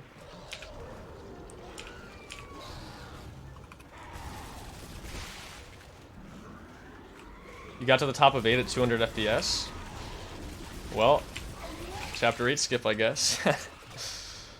What Looney's referring to is that there was recently a new development in Chapter 8 in Dead Space 1 where we might now be able to skip pretty much the entire thing, but there was one piece that's missing, but it sounds like he may have finally figured it out, so that's really awesome. Well, I say finally, but we only found this stuff like a couple days ago, but it was believed that the only way to get on top of one of the parts was doing it at 120 FPS, but it could actually be a pretty big discovery, so it's actually really awesome. Alright, so we had to repair the centrifuge here so that a tram will show up when we go back up this elevator. But on the way back, we have to deal with a bunch of enemies, including a fight during a decontamination room coming up here. So for this hallway, I am just going to be stasising the enemies and trying to dodge them. Okay. That's an enemy that can one-shot us, so we gotta not get hit by him.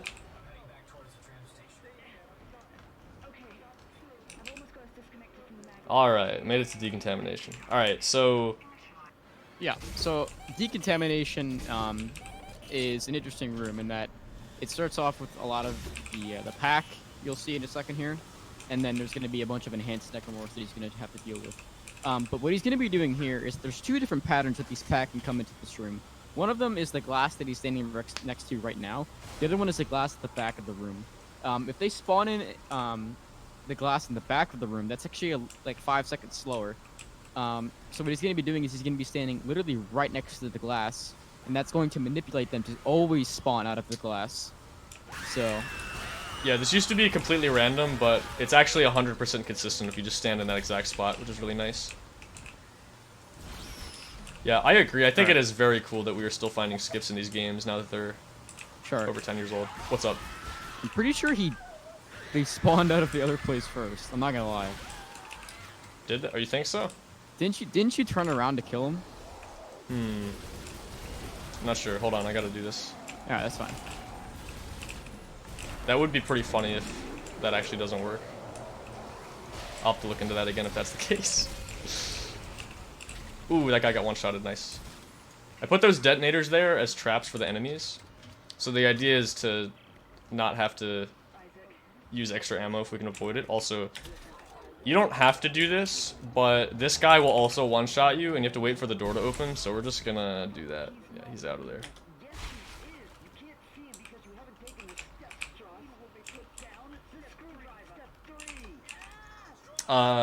Yeah, you're right, Peachy. Yeah, a lot of the Dead Space 2, the stuff that's been found has been in the past half a year or so.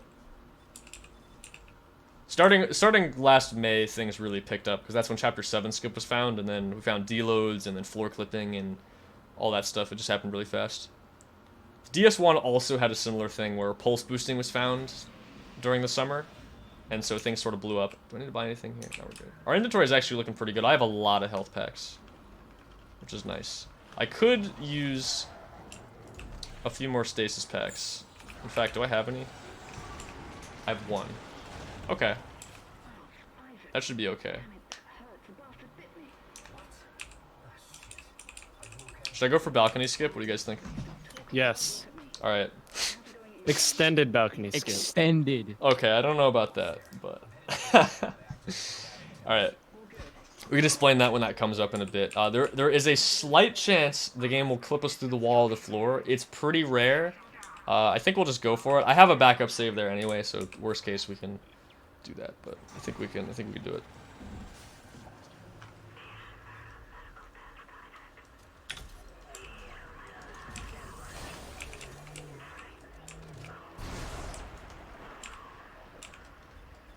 All right. Oh, you know what? There's actually a stasis pack I can grab right here. Nice. Alright. Oh! I don't know how that happened, but we're not dead, so that's good. What I was doing there is that, for whatever reason on the PC version, one of those enemies will just despawn, and we won't get all the rest of the enemies in that room.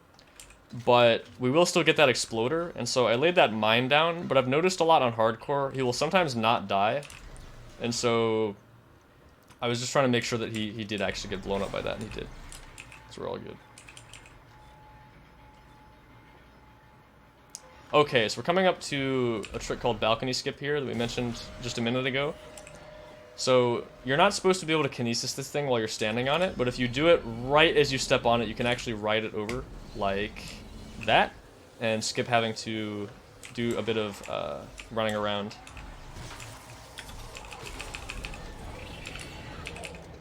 Also, we skip a trigger that spawns in a few more enemies, so it makes this room a little bit more lenient.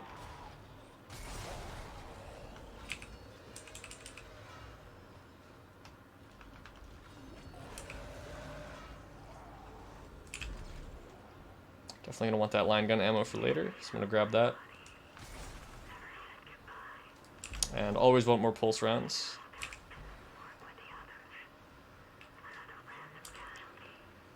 This is sort of a small time save throughout the run, but I'm switching to plasma cutter here because with one-framed weapons, you can cancel a part of the launching animation in 0G by aiming while running and then immediately hitting launch right afterwards.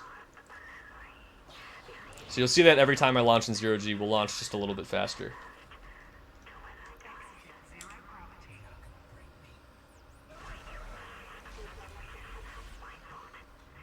Alright, we are coming pretty close to the end of chapter 10 here. This last part is the bridge. We're going to be just stasising these enemies and running past them. Very nice. Alright, do one of you guys want to explain the last little skip we're going to be doing here? Yeah, I will.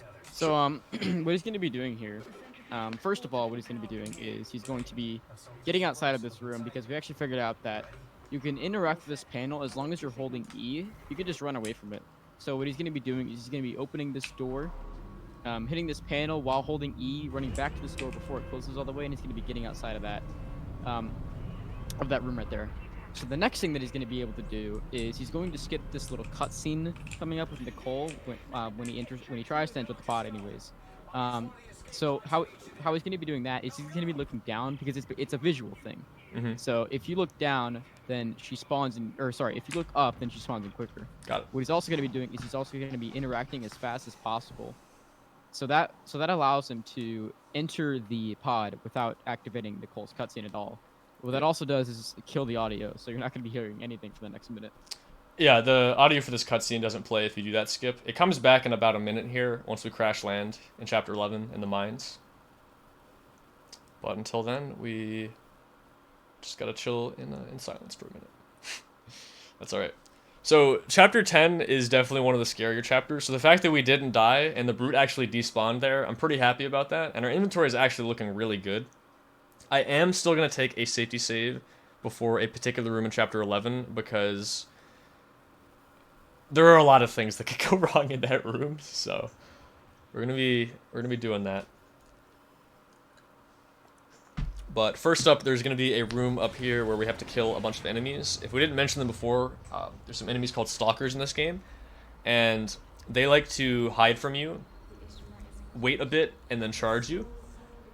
But we are going to be taking a specific path and killing them in a certain order to manipulate them into doing the same thing every time.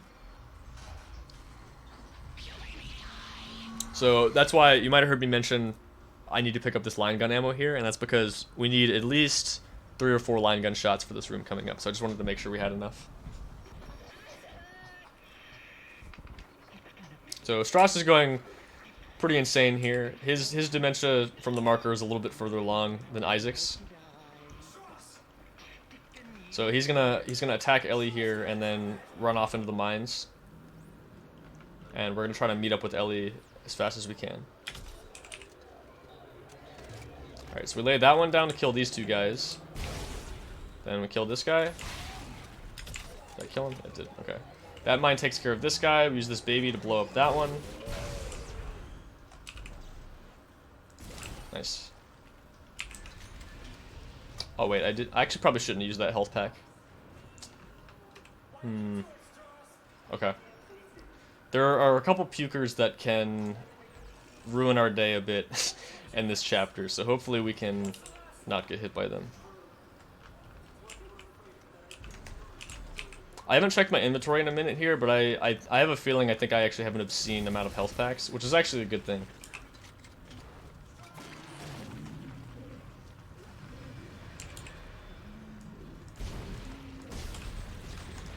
Yeah, let me just check my inventory real quick. We're actually pretty good. I am going to briefly use this store, though, because I want to get a little bit more ammo, so I'm actually going to do that. Okay. We got 2 left. Okay. Alright. So, in this room, we have to pull out a battery and replace it with a fixed one. And that's going to unlock a door for us. Normally we would checkpoint restart to de-aggro all the enemies, but since we can't do that... Oh, okay. Alright, that guy's being a little aggressive. I'm not sure where that battery went. Oh, there it is. Thank you. Ow. Alright, so we're just gonna have to run past these guys. That was very scary. Oh, okay, we're good. Oh my god. We're all good. I think I might be at full health again. I was just about to say at least we're not at full health because that puker was about to get me there. That's the thing about hardcore though. Sometimes you'll be sitting there thinking, you know, I've got a lot of ammo and health right now, and then one thing happens and you're just like, now I don't. But that's just kind of how the category goes. You got to just adapt to whatever happens there. Like there's a chance that enemy that ran up on me can be a bit more aggressive. And generally on hardcore, the enemies tend to take the aggressive options more often, like just charging you or trying to grab you. So you just gotta be ready for that. Alright, so in normal any percent, there's a trick here called Strauss Kill Skip, where we clip out of bounds and hit a checkpoint to skip a cutscene where we kill Strauss. We're actually also going to skip the cutscene where we kill Strauss, but we're going to do it in a slightly different way. So we're going to do the same clip out we would normally do right here. If we can get it. I'll try.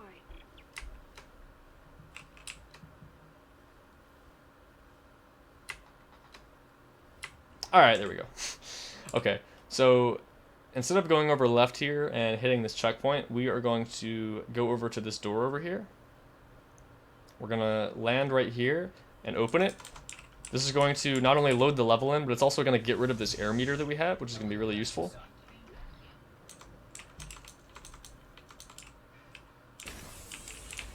Alright, so that disables the 0G. Do I have any stasis packs, by the way? No.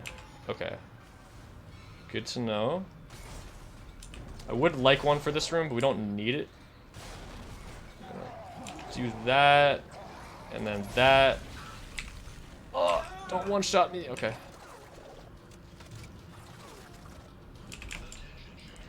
Alright, so since the level's already deloaded, we can abuse that by opening this door, and once that closes, that level deloads.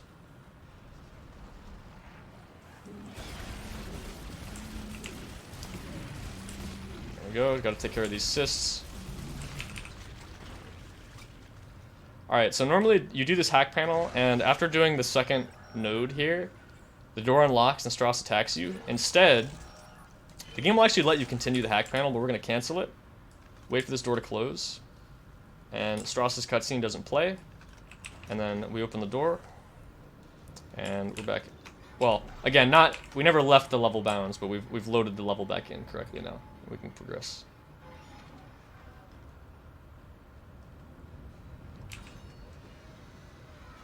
Alright, get ready to say hello to a cutscene that is only in hardcore.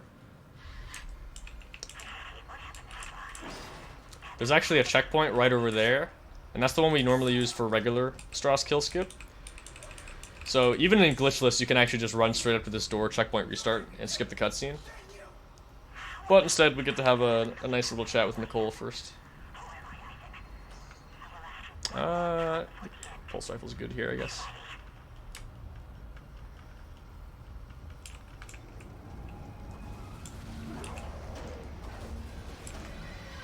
Another health pack. I'm getting a lot of health packs this run. Not bad. Okay, so this elevator here is normally very easy on casual. The enemies are not really a threat. In hardcore, however... Can't you just punch up the shaft and then fall back down at the very end? Not in this category, no. Why? Because, well, okay, so Radish is talking about a skip called Punch Up the Shaft. And when you do Strauss kill skip normally and hit the checkpoint, it doesn't disable the 0G, but we actually turned it off.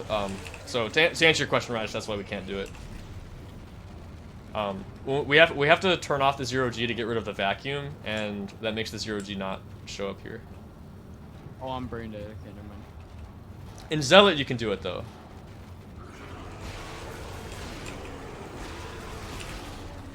But yes, there's a strategy called Punch Up the Shaft that we would do, where you would keep punching up the entire elevator shaft to store your 0G, and then use that to get out of bounds at the top and skip a cutscene. We would do that. It would actually make this part much easier.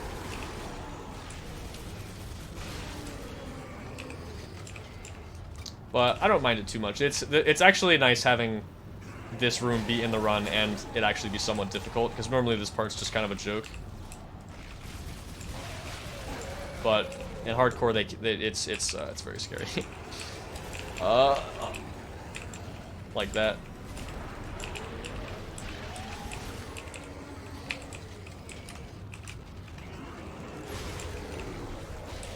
This should be the last guy here.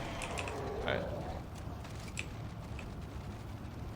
As you can see, the game's physics, the ragdoll physics especially, sort of freak out a bit at higher frame rates. It's fine. Punch Up the Shaft is your favorite skip name ever? Yeah, it's pretty funny. It was a meme for a really long time, because the for anyone who hasn't seen it, even though you can get the 0G to overlap with that elevator shaft, the elevator shaft goes so high up in the air that you can't actually just fly up to the top, because the 0G bounds end before you get all the way up there. But if you keep punching as you leave 0G, you'll keep the properties of being able to stick to walls. So the idea was you used to get on the outside of the elevator shaft by getting out of bounds, and then you would just literally punch up the entire thing to get to the top and get out of bounds. And that would allow you to skip this cutscene. But then Looney figured out that you can actually get the elevator to push you up the elevator shaft. So then it ascended from being a meme skip to an actual skip that saves a lot of time. Alright, we're just gonna check if we need to buy anything in the store here. I could use this, and okay, I think we'll be good. But yes, that skip is referred to as Punch Up the Shaft, or putts for shorts. Yeah, exactly. It takes like 10 minutes otherwise. If the elevator doesn't push you, it's pretty slow. Okay, you know what? Can I shoot this guy from here? That's fine, we'll just do that.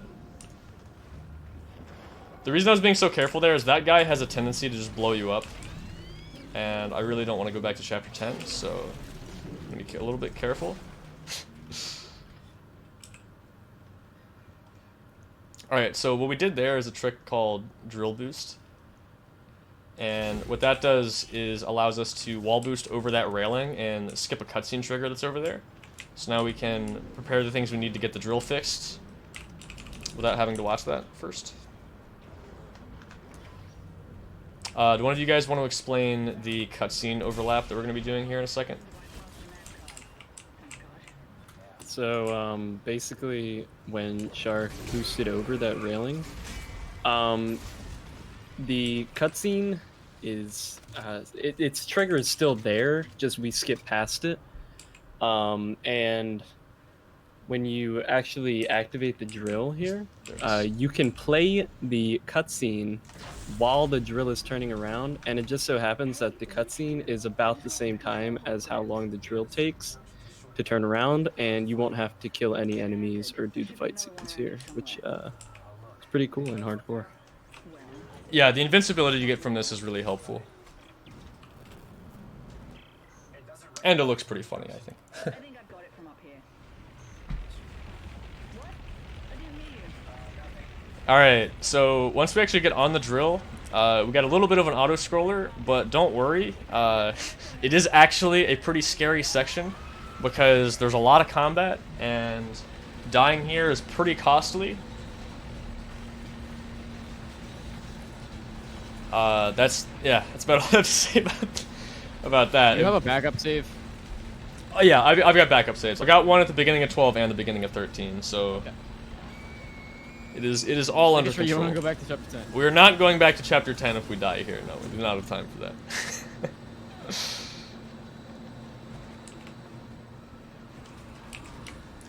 Fortunately, unlike the elevator shaft, we don't get any of those enhanced slashers that are over there. Now, we still get a lot of pukers though, so still a lot of high damage enemies here. Fortunately, we do already have a decent amount of health packs, and we get a bunch along this drill ride as well. So we should be okay, and we've actually got a pretty good amount of ammo as well. Also, the enemy patterns we get here are a bit random. Is that a puker behind me? Oh, no, it's not. Okay. So definitely want more slashers here than pukers. Pukers are way more tanky and a lot scarier. I think this thing's gonna despawn anyway.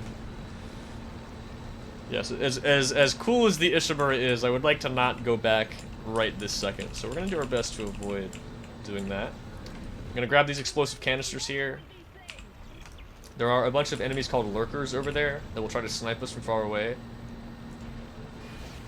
Gonna try to get rid of as many of these as possible. Once we get further on the drill, there's gonna be some lurkers on the left side, and if you just stand still, they can't actually hit you. These guys can, however, which is why I'm trying to go out of my way to get rid of them. In front of the drill, block that one.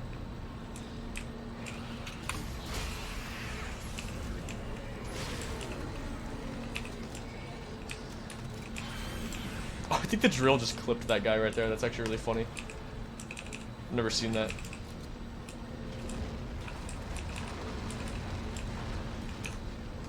Alright. Yeah, we're doing great on ammo and health, actually. This is really nice.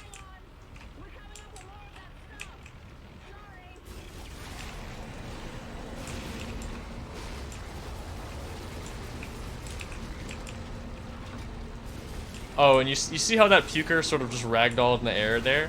That's an artifact of us cranking up the FPS to abuse the physics engine for a lot of the skips. But one of the problems with that is that pukers can just ragdoll across the map and kill you while they're still in their death animation. So that can be a little scary as well.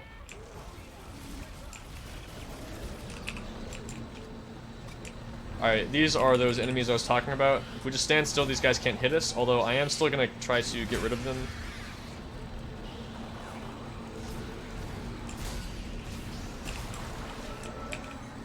Because, just like that, even though I can be standing still and dodge them, I might still have to move to try to dodge some of these other enemies, so I'm trying to get rid of them if possible.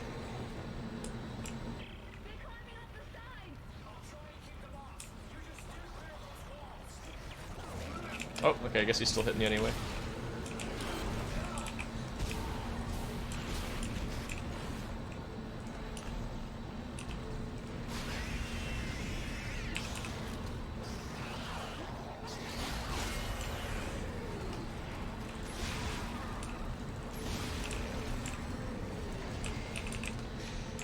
Alright, that pretty much takes us out of the drill.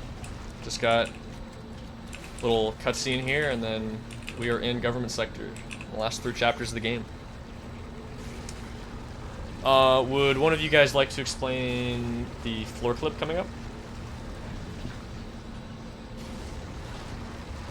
That's all you. I'm gonna be honest with you, Shark. I don't know about the hardcore version.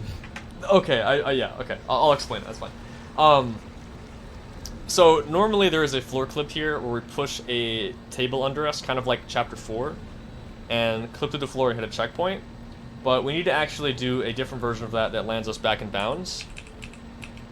And the way we're going to do that is, first of all, make another safety save, because it is very easy to get soft locked in the floor. So we're going to do that, and I believe we only have 1 save left, and we need 2 more for safety, just because there's some tricks coming up that are very dangerous.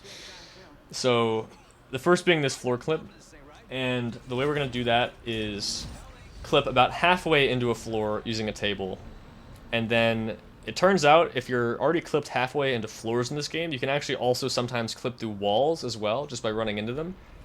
It's a little jank, as you'll see here, but we're going to do our best to get it to work. And we're going to use that to clip through a wall and land back in bounds and skip a trigger that spawns in a bunch of enemies in this room below here. Normally this room is really scary, especially on hardcore, but we are going to bypass having to actually fight the enemies here by clipping where that wall is across the room, near where that hack panel is, and then just doing the hack panel. Is behind that huge door over there. Well, the better move fast. Those things are gonna find a way up the hole we drilled. There's gotta be an elevator or something connecting these floors. I'm gonna try to make my way to you. Alright, I'll meet you halfway. Alright, here we go. Just double check. We have 1 left, right? Okay. Alright, do that one more time. Like I said, we only need 1 more. There's another skip at the end that is very easy to miss, so we definitely need to save before that one. In normal hardcore attempts, like if I was going for PBs in this, I would only save in Chapter 8 once for the trick, and then the one coming up at the end of the game here.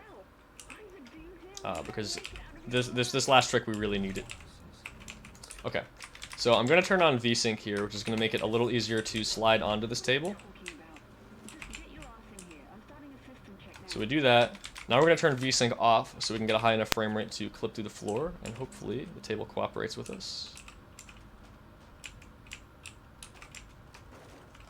Okay, that's fine. It might do this to us a couple times, but that's all right.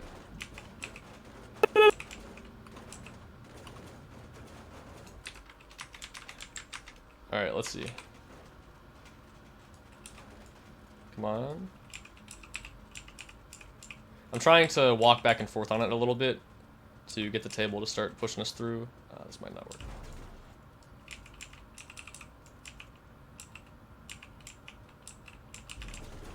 Alright, let's try it again. I should mention what this skips. Besides this room in here, it skips a pretty long cutscene in this next room. Where Isaac forces Ellie to leave in a dropship by programming it to take off so she can escape. We're going to attempt to bypass that. If we can just get on this table. This is pretty much what happens, by the way, sometimes with this. It's very finicky. The other spot in the room is much thinner, so it's a lot easier to get through. Ah, almost. You can see him kind of bobbing up and down there. That means we almost got it.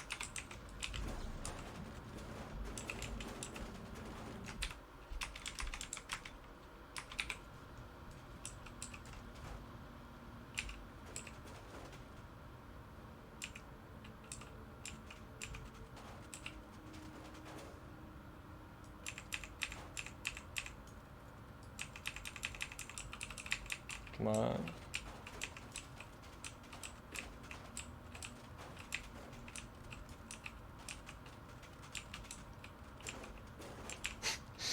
And that's the problem. With Chapter 4, normally we're holding this thing with Kinesis. Or the other table, rather.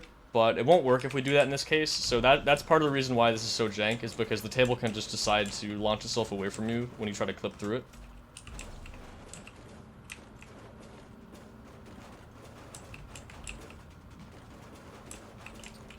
But don't worry, this will definitely be worth it once we get it.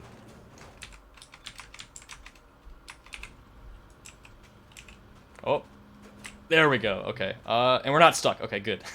Okay, so we made it through the floor. Now we clip a little bit through this wall here, and then I'm gonna be walking sideways and backwards into this corner, which will then hopefully not do that.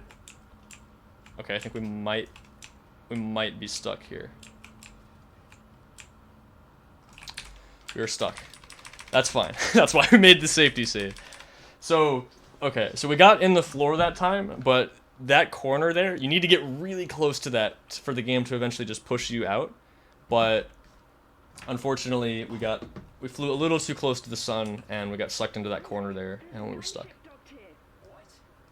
Is it damaged? Not that I can tell. Isaac, do you hear me? We don't make it out of here. Alright, let's give this another try.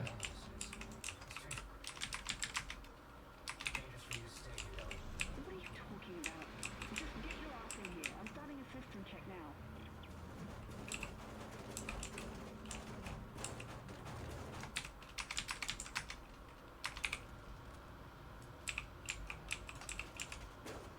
Almost.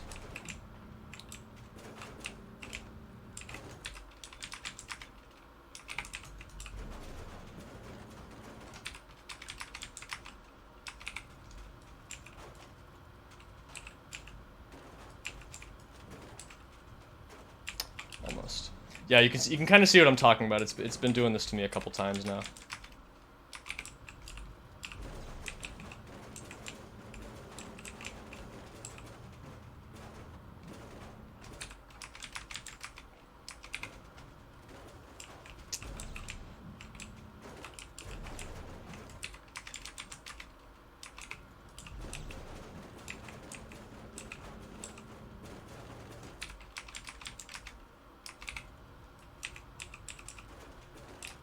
There we go. Oh, okay. That's a new one. Am I stuck? I have never seen that before. Maybe if you can't get it soon, then just do it normally. Maybe. This usually does take a few tries, though.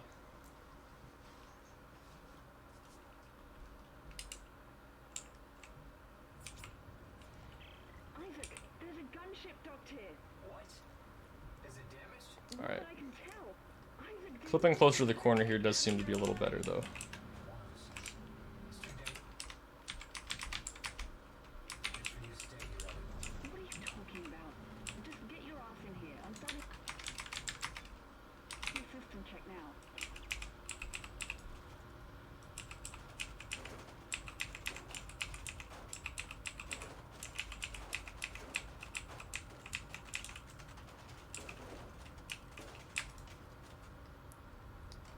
Okay, we're back on the floor. This is where we want to be. Okay. This is looking pretty good. Now, carefully. Carefully.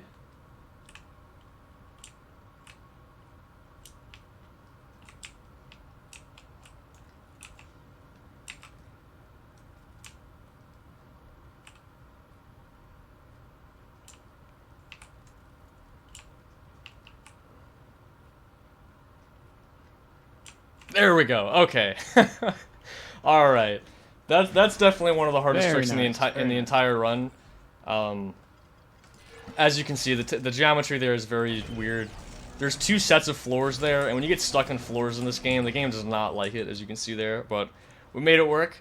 All right. Now we're gonna run down here and hit a trigger that's gonna load in the level. All right. Do one of you guys want to explain idiot skip, since we're coming up to that in a second here? Yeah, sure. So, Idiot Skip, as funny of a name as it might sound, is actually pretty difficult. So, what he's going to be doing is there's going to be a room coming up soon where normally you would pull the battery out, and that would trigger a about 45-second long cutscene with Tideman. But we figured out a way to, if you open the door and then pull the battery out fast enough, you can actually make it back out before the door closes, skipping that entire thing. After that, you're going to open a door, and as soon as Tideman calls Clark an idiot, that's when it's going to deload. Yes. And so then you would have to wait for it to load back in, and so you could skip a different cutscene. So yeah. Oh, the panel got in my way. Alright, make sure that's not in the way there. Oof, okay, that actually was a little close, but we Ooh, that got was it. close. Okay, you got it though. Yeah. Very nice.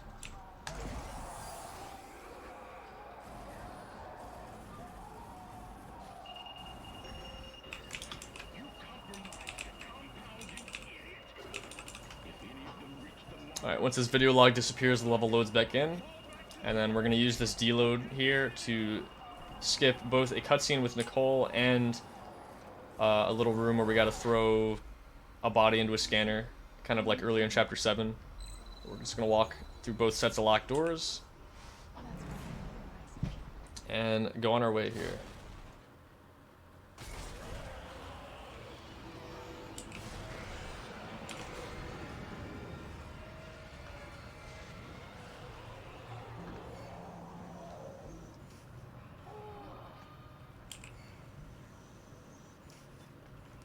Alright, so this stalker room coming up here, we're going to be able to skip most of it by just fixing this battery over here, which unlocks the door. So just gotta watch out. Oh, he actually knocked that down for us. That's actually really nice. Alright, coming up here is the laser room. Chapter 13's got a lot of very memorable rooms, especially if you have played this game casually. This is definitely one of them. These lasers can insta-kill us, which obviously is not good, especially in hardcore, but we're going to do our best to run around this room and dodge the lasers and all these enemies that can also knock us into the lasers. Oh god, okay, we made it.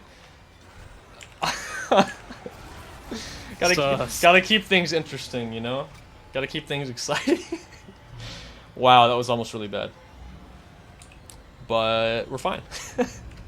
That puker almost never hits you there, but of course he did just then. That guy just sniped him. That guy did just snipe me, and that was almost really bad. Fortunately, we had health packs and weren't at full health. If we were at full health there, we would 100% have died there. Would have been very unfortunate.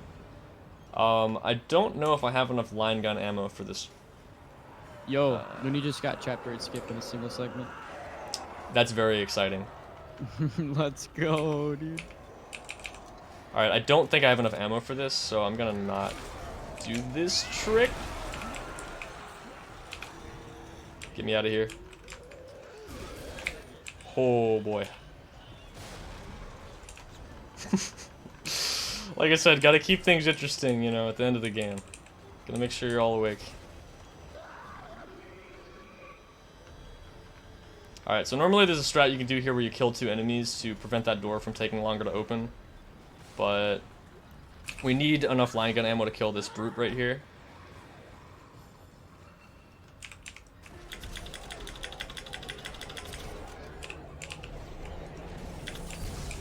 Sometimes he dies in 2. Yeah. Sometimes he dies in 3 though, so I had to make sure we put that. Okay. We are pretty much through chapter 13 now. We are coming up to our last store visit of the run. Probably could have grabbed that semiconductor actually. Ah, well we got enough ammo though. Or money, I mean.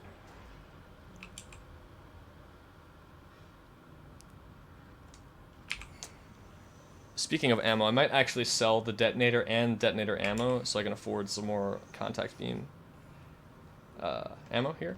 Okay, so we need to buy contact beam for the final boss. We're gonna sell that, sell that. We actually don't need that anymore. That should be enough. I think we're fine there. I could actually use 2 line racks as well, but we don't really... Yeah, no, we don't have enough money. Hopefully we can get 1 or 2 line gun drops coming up here.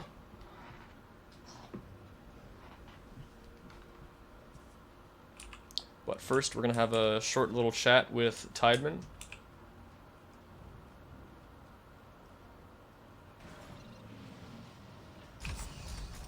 Who's going to tell us about how we let in a bunch of necromorphs who are going to start a convergence event with this marker. This is the marker that Isaac helped build as well, that we've been trying to get to the whole game. Convergence is going to basically spread the necromorphs, so we're going to try to stop that.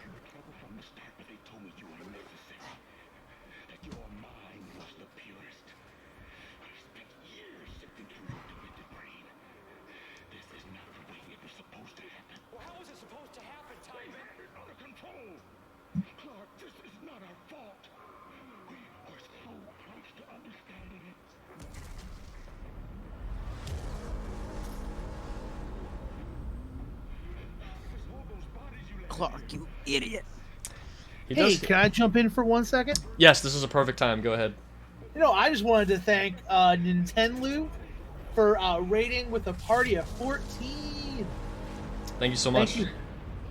Yeah, getting well, thank you so much, Nintendo, for boosting us with the numbers. I just want to throw out a donate, and you know, thanks again to everybody who's been a part of this. It's definitely been a crazy year. I think last time in November we raised about 350 or 325, and we were only thinking that we were going to get 350. So to be at 830 with another day to go is definitely ridiculous. So, thank you everybody who's watching.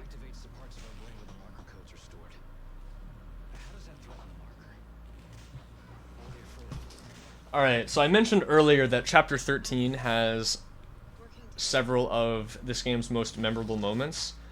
This one is probably one of the most, if not the most memorable moment in the entire game, especially for casual players. So this is the eye poke machine. So we're going to have to delicately lower a giant needle into Isaac's eyeball to get some marker codes from his brain to be able to destroy the marker. So we actually have a very consistent strat for this. I'm going to be holding down the button so I can buffer the input. Hold it down the whole time and just move it to a specific spot on his eye, right there. And it works every time. Would have been very tragic if I... would have been both very funny and very It's always so tragic. nerve-wracking, dude.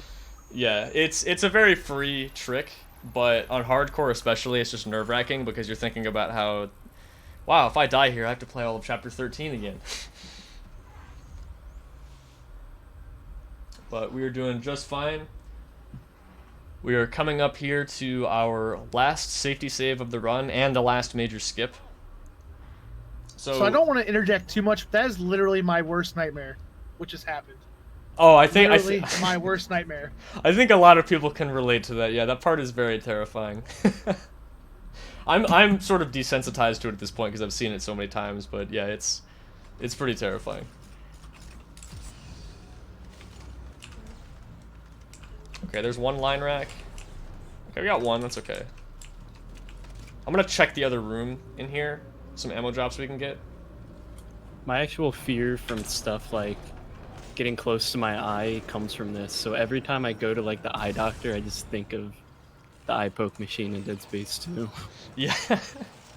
Also, I want to applaud Disc Golfer for his great commentary, which is, that's a real eye-catching scene. Thank you for that. It for sure is. Also, we picked up some more ammo, which is very nice. I'm gonna use our last save here. Okay, so normally there's a skip called 14-15 skip here, and we deload these two doors and get out of bounds and hit a checkpoint. We're gonna do almost the same thing, except we are going to, well, first get on the ledge, like that.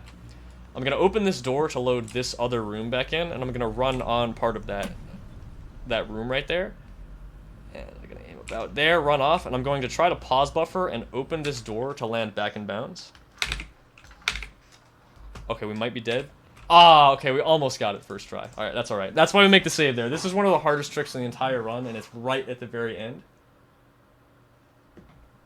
Which is why I mentioned, even in world record attempts, we still, at the moment, save at this save station, just because of the difficulty of this trick, and it's right at the very end. But that's okay. Just give it another shot here. That can also happen. You can also slip off the ledge. But this saves about 4 minutes, and it skips pretty much the entirety of the last two chapters of the game. Which is really nice, especially in hardcore, because it's essentially just a gauntlet of all the hardest enemies in the entire game.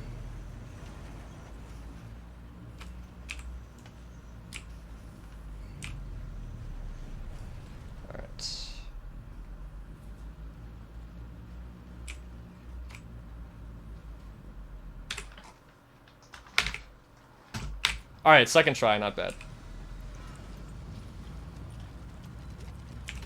So that door loads in and loads the level around us.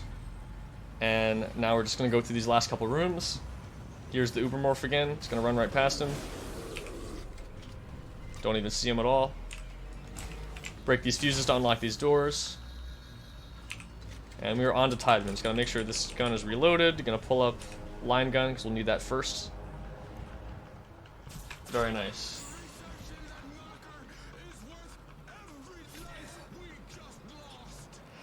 Yeah, in normal 90%, you only see the Ubermorph in that first room, and in hardcore, if you go fast enough, you don't even really see him there. He shows up though. And we do have to go kind of fast there because he does a lot of damage. Doesn't matter too much though, because once we get to this point, Tideman shoots us anyway, and then our health goes down to red, and then it gets refilled before the boss anyway. It's fastest to just primary fire him right there to continue this cutscene. Alright, so all we have left is the final boss, about a 2-minute cutscene, and then a quick time event, and we are at the end of this run. So I mentioned earlier that we used to upgrade the contact beam in addition to our health, but we actually don't need to do that anymore.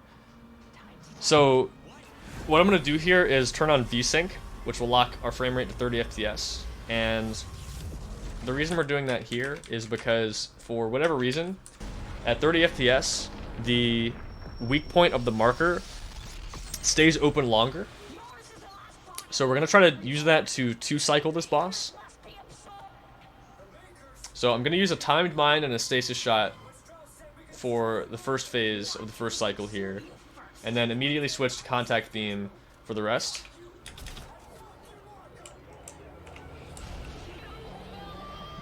Can I sneak in with a little donation real quick? Go for it. Another donation from Disc Golfer himself for $25, saying, I was looking forward to this run all day and did not disappoint. Thanks, everyone. Thank you, Disco, for.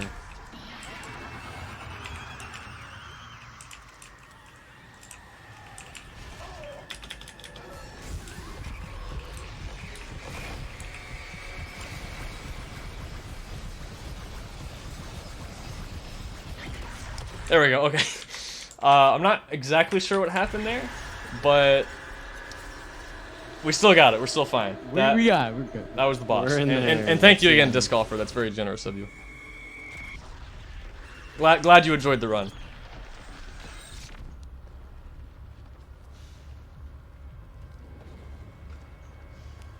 So that is pretty much hardcore any percent. Though we did have to reload a few of those safety saves in late game there because of those tricks. I'm pretty happy that we didn't have to reload from any enemy deaths there. Like we mentioned, there are a lot of places where things can go wrong. Things almost went wrong a few times, but we were able to recover it. So not taking any deaths there is very nice. Overall, that was a pretty solid run. I'm pretty happy with that.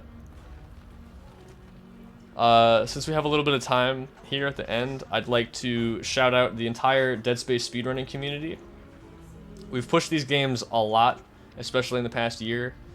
Dead Space 1's come down over an hour. This game's come down 40 minutes. There's been lots of huge discoveries in Dead Space 3. I mean, it's just been a really great year for the games. Do you guys want to shout out anybody as well? I'd like to shout out Looney. He definitely has put probably the most work into the Discord, the community, you know, and all three of the games. He's definitely the most knowledgeable, and he's the most up there person I'd want to shout out right now, other than the entire community, obviously. Yeah, shout outs to anybody who's ever like run these games, tried to look for skips, made tutorials, any of that stuff. It's really what keeps, you know, all of us going and helping us find more I would like strats. to Keeping shout the out community Sharkhat alive, you know. 87 for being a god at this game. Thank you. That also.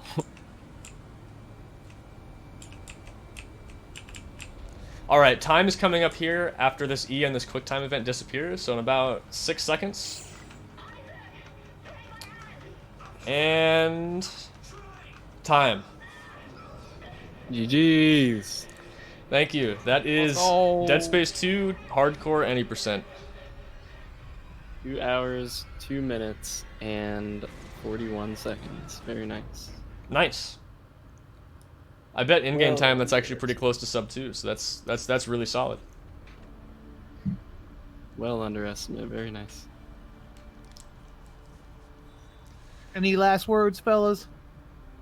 I guess last thing I've got is, besides shoutouts to all the community members, if you thought any of these skips or anything looked cool and you want to try any of them out, or maybe even try some runs, or you just got questions about the games in general, feel free to check us out on speedrun.com. There's a link to our Discord. There's always people discussing runs, strategies, new glitches, asking for help, that kind of thing. So if that's something that would interest you, definitely join. We got a lot of people hanging out that are pretty cool. So yeah, that's all I got. Thanks for watching, everybody. And again, GG's to Sharkhat. It's definitely a great run. Such a hard game and hard mode. I could never do that. But thanks to everyone who's watching right now. Y'all are true number ones. We got to, let me just refresh, make sure I'm not missing anything. $855 by the end of the day, which is freaking nuts considering our goal originally was $350. So thank you so much to everybody. This has all been for COVID-19 response to the charity of Direct Relief. This is all for them. So thank you everyone that's watching. Tomorrow, So we'll be up here one last day. Let's see if we can break through to the 1,000 barrier. Be definitely incredible. Tomorrow we'll be up.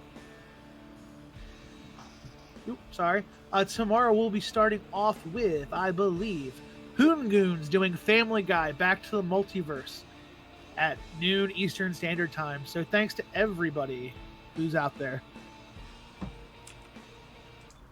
And we will see you guys tomorrow.